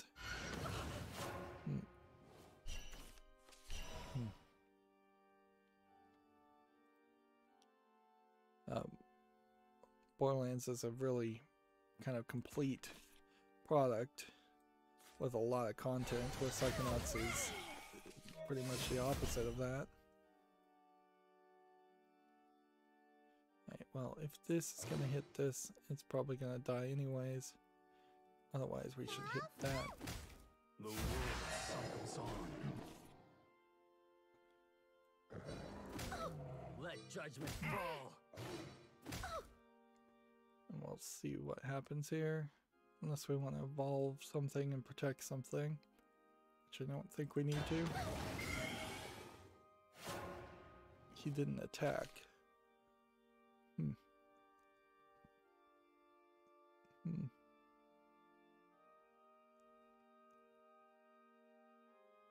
You are quite skilled.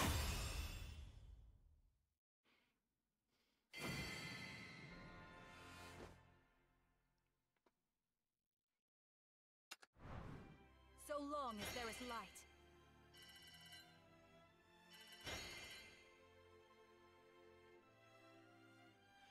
So there we go. We got one victory, which led, well, we got 3 victories that led to getting everything except for this one victory here. We are now set up in a way that the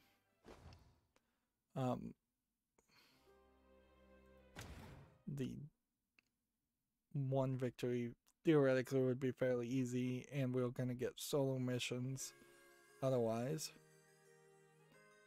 It's weird that the music only plays on the loading screen, but I'm glad it does. That music is more irritating than It would get me hyped if I was about to watch an anime of Idolmaster. It does not get me hyped if I'm about to play a long game of Shadowverse. And I still wish Shadowverse would not reset its days on Japanese time. It's just terrible timing to potentially end up with new quests. We reached level 100 in Havencraft, which the last level is level 200 for everything. And we can use that to indicate just which types of games we played the least at or succeeded the least at. But yeah, with this checked, we'll get solo missions, hopefully. I don't think it's actually guaranteed. Theoretically, off screen, I could get a Forestcraft mission. I might just wait, though, and re-roll it, because it may not be worth it. I'm still scrolling down my Twitter feed just to see if there's anything new to talk about, because clearly there's a few things to talk about.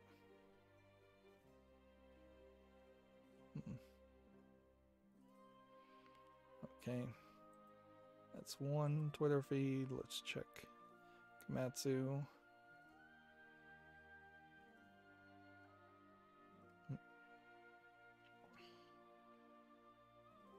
Nothing new from Gamatsu. Let's check Gamma Sutra's Twitter feed.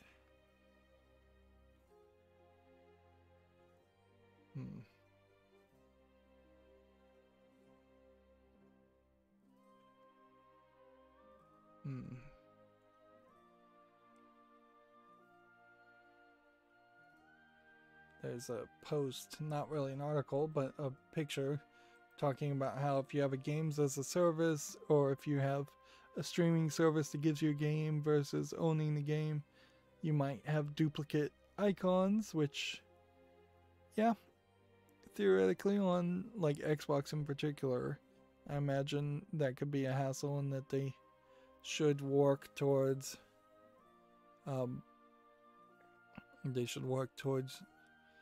like merging things. Like there is, I think, probably room for a kind of open source compression sorting algorithm to say, hey, all the games in any list of any kind of games should be able to easily be recognized as the same game in a series and break it down into a folder. Very rarely will you find two games with the exact same name.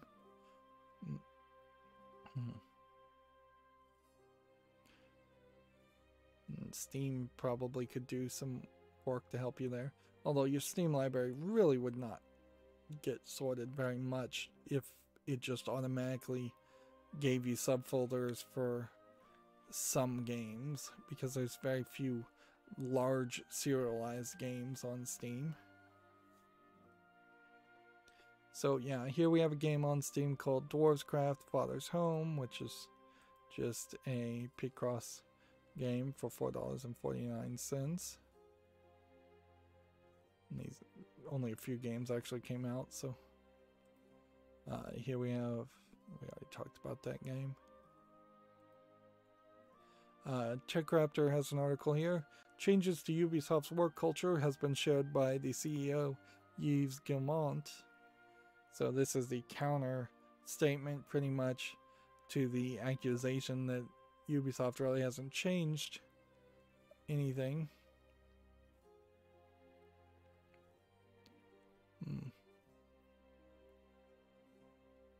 See.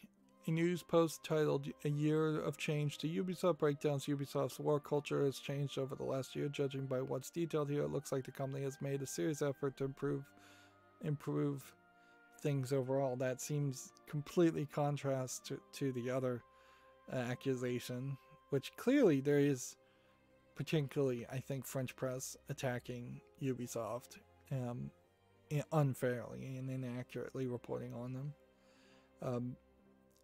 They say to start, more than 14,000 employees participated in assessments, including an anonymous questionnaire. 2,000 employees took part in focus groups and listening sessions. Global consulting firm Accenture was hired to do an audit of Ubisoft's worldwide HR organization and process. The result, the company's non-discrimination and anti-harassment policies have been strengthened, and all employees must sign an updated and improved code of fair conduct when it debuts in June of 2021. I wonder how many employees refuse to sign that and end up getting fired or quit instead. This is just a start for Ubisoft. It's numbered a hire of new executives, some of which are filling new positions, such as Rashi Sika taking over the role of VP of Global Diversity and Inclusion. The company has also pledged to continue improving in the coming months and years. Considerable progress has been made, and we continue to work hard with the ambitions of becoming an exemplary workplace in the tech industry, reads the statement. Management, myself included, have a responsibility to act as role models and exemplary for our teams. I want to stress my personal commitment to continue to improve our workplace culture and create real, lasting, and positive change at Ubisoft. That is like the perfect response. It does potentially maybe smack of, oh no, is Ubisoft going down the whole woke culture, SJW culture, and they're going to swing in the other direction of being a little bit of a hostile workplace into turning into a hostile workplace in the other way, because clearly there was a bit of a bro culture at Ubisoft, but and things were allowed that were not, shouldn't have been allowed. But yeah, that's the right response. If they swing in the other direction, then that'll be a different story for a different day, certainly. But I think there are probably a lot more companies before Ubisoft that would go woke and go broke, to use that phrase, before Ubisoft did. So we'll just have to wait and see. Here we have a game on Steam called Operation Osama Bin Laden. I'm a little surprised that there weren't more of these games closer to the point where Osama Bin Laden was executed. I don't feel like the depictions here are accurate, though, to the actual events that occurred.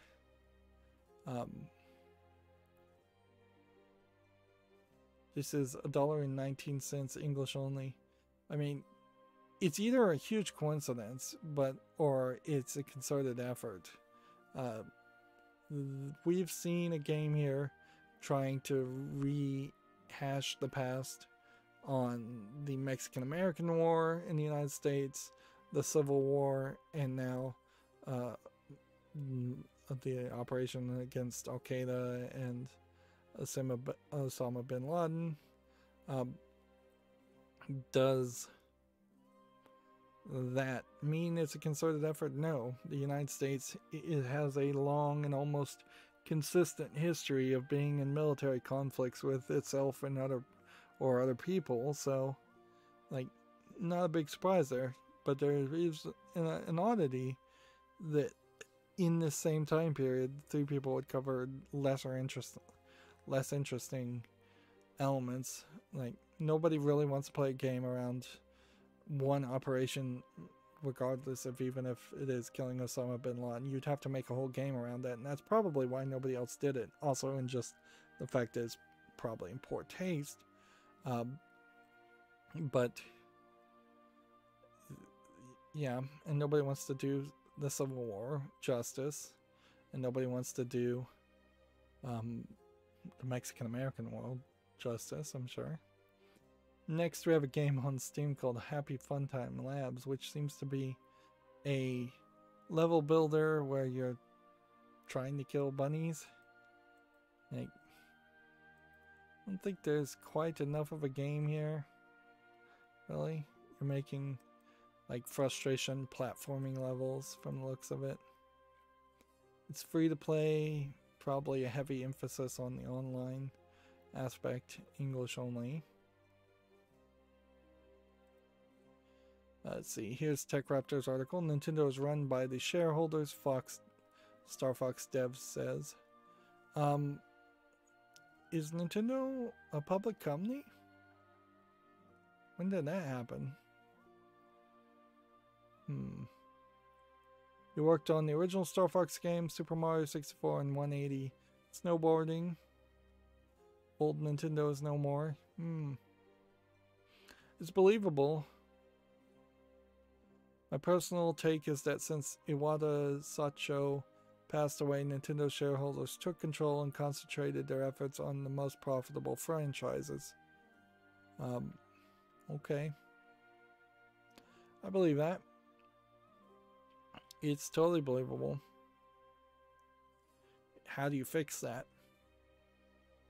Short of Nintendo doing a share buyback and going private, how do you fix that when a company goes public? Inherently, this is a great jumping off point for me to go on to the rant that companies should not be allowed to be publicly owned at all. That the ideas of stocks and bonds and shares, well, bonds are different. Stocks and shares don't make sense, and they're a dangerous form of gambling, pretending not to be gambling. Businesses should not be allowed to be so big that they need shareholders. If all businesses were limited to just being medium franchisees or medium corporations, you wouldn't have places like Amazon capable of taking over the entirety of online shopping, or Apple owning half of all cell phone companies, or 3 cell phone company services providers existing, and maybe half a dozen internet service providers existing. There would be a lot more opportunity for small business and people to make their own businesses and run them slightly differently and possibly run them a little bit better. But yeah, I'm not going to go into full details on that rant since I've done that several times. TechRaptor also has an article here. Mini Motorways Steam release has been delayed to the summer of 2021. This is not a game I would have recognized anyway, so it being delayed means absolutely nothing to me. And then we have a game on Steam here called Metalworking, which is obviously just a low effort asset flip game or polygon game. I wouldn't even call it an asset flip game. I gotta get away from that. They're saying it's similar to Pinball FX3. It's $1.79 in English only. Alright, so unless there's just a brand new tweet for me to talk about, I guess we are done with this stream 4 hours in. Yep, I'm surprised I can actually do 4 hours of streams still. That's it for this stream. As always, I ask you to like, share, subscribe, comment, and watch every second of my videos. If you want a friend to follow me on any social media sites, there's a whole bunch of links down below. And if you want to support me further, there's a link to Patreon, or you can friend me on Steam and give me a game off my wishlist. Thank you for watching. Have a good evening.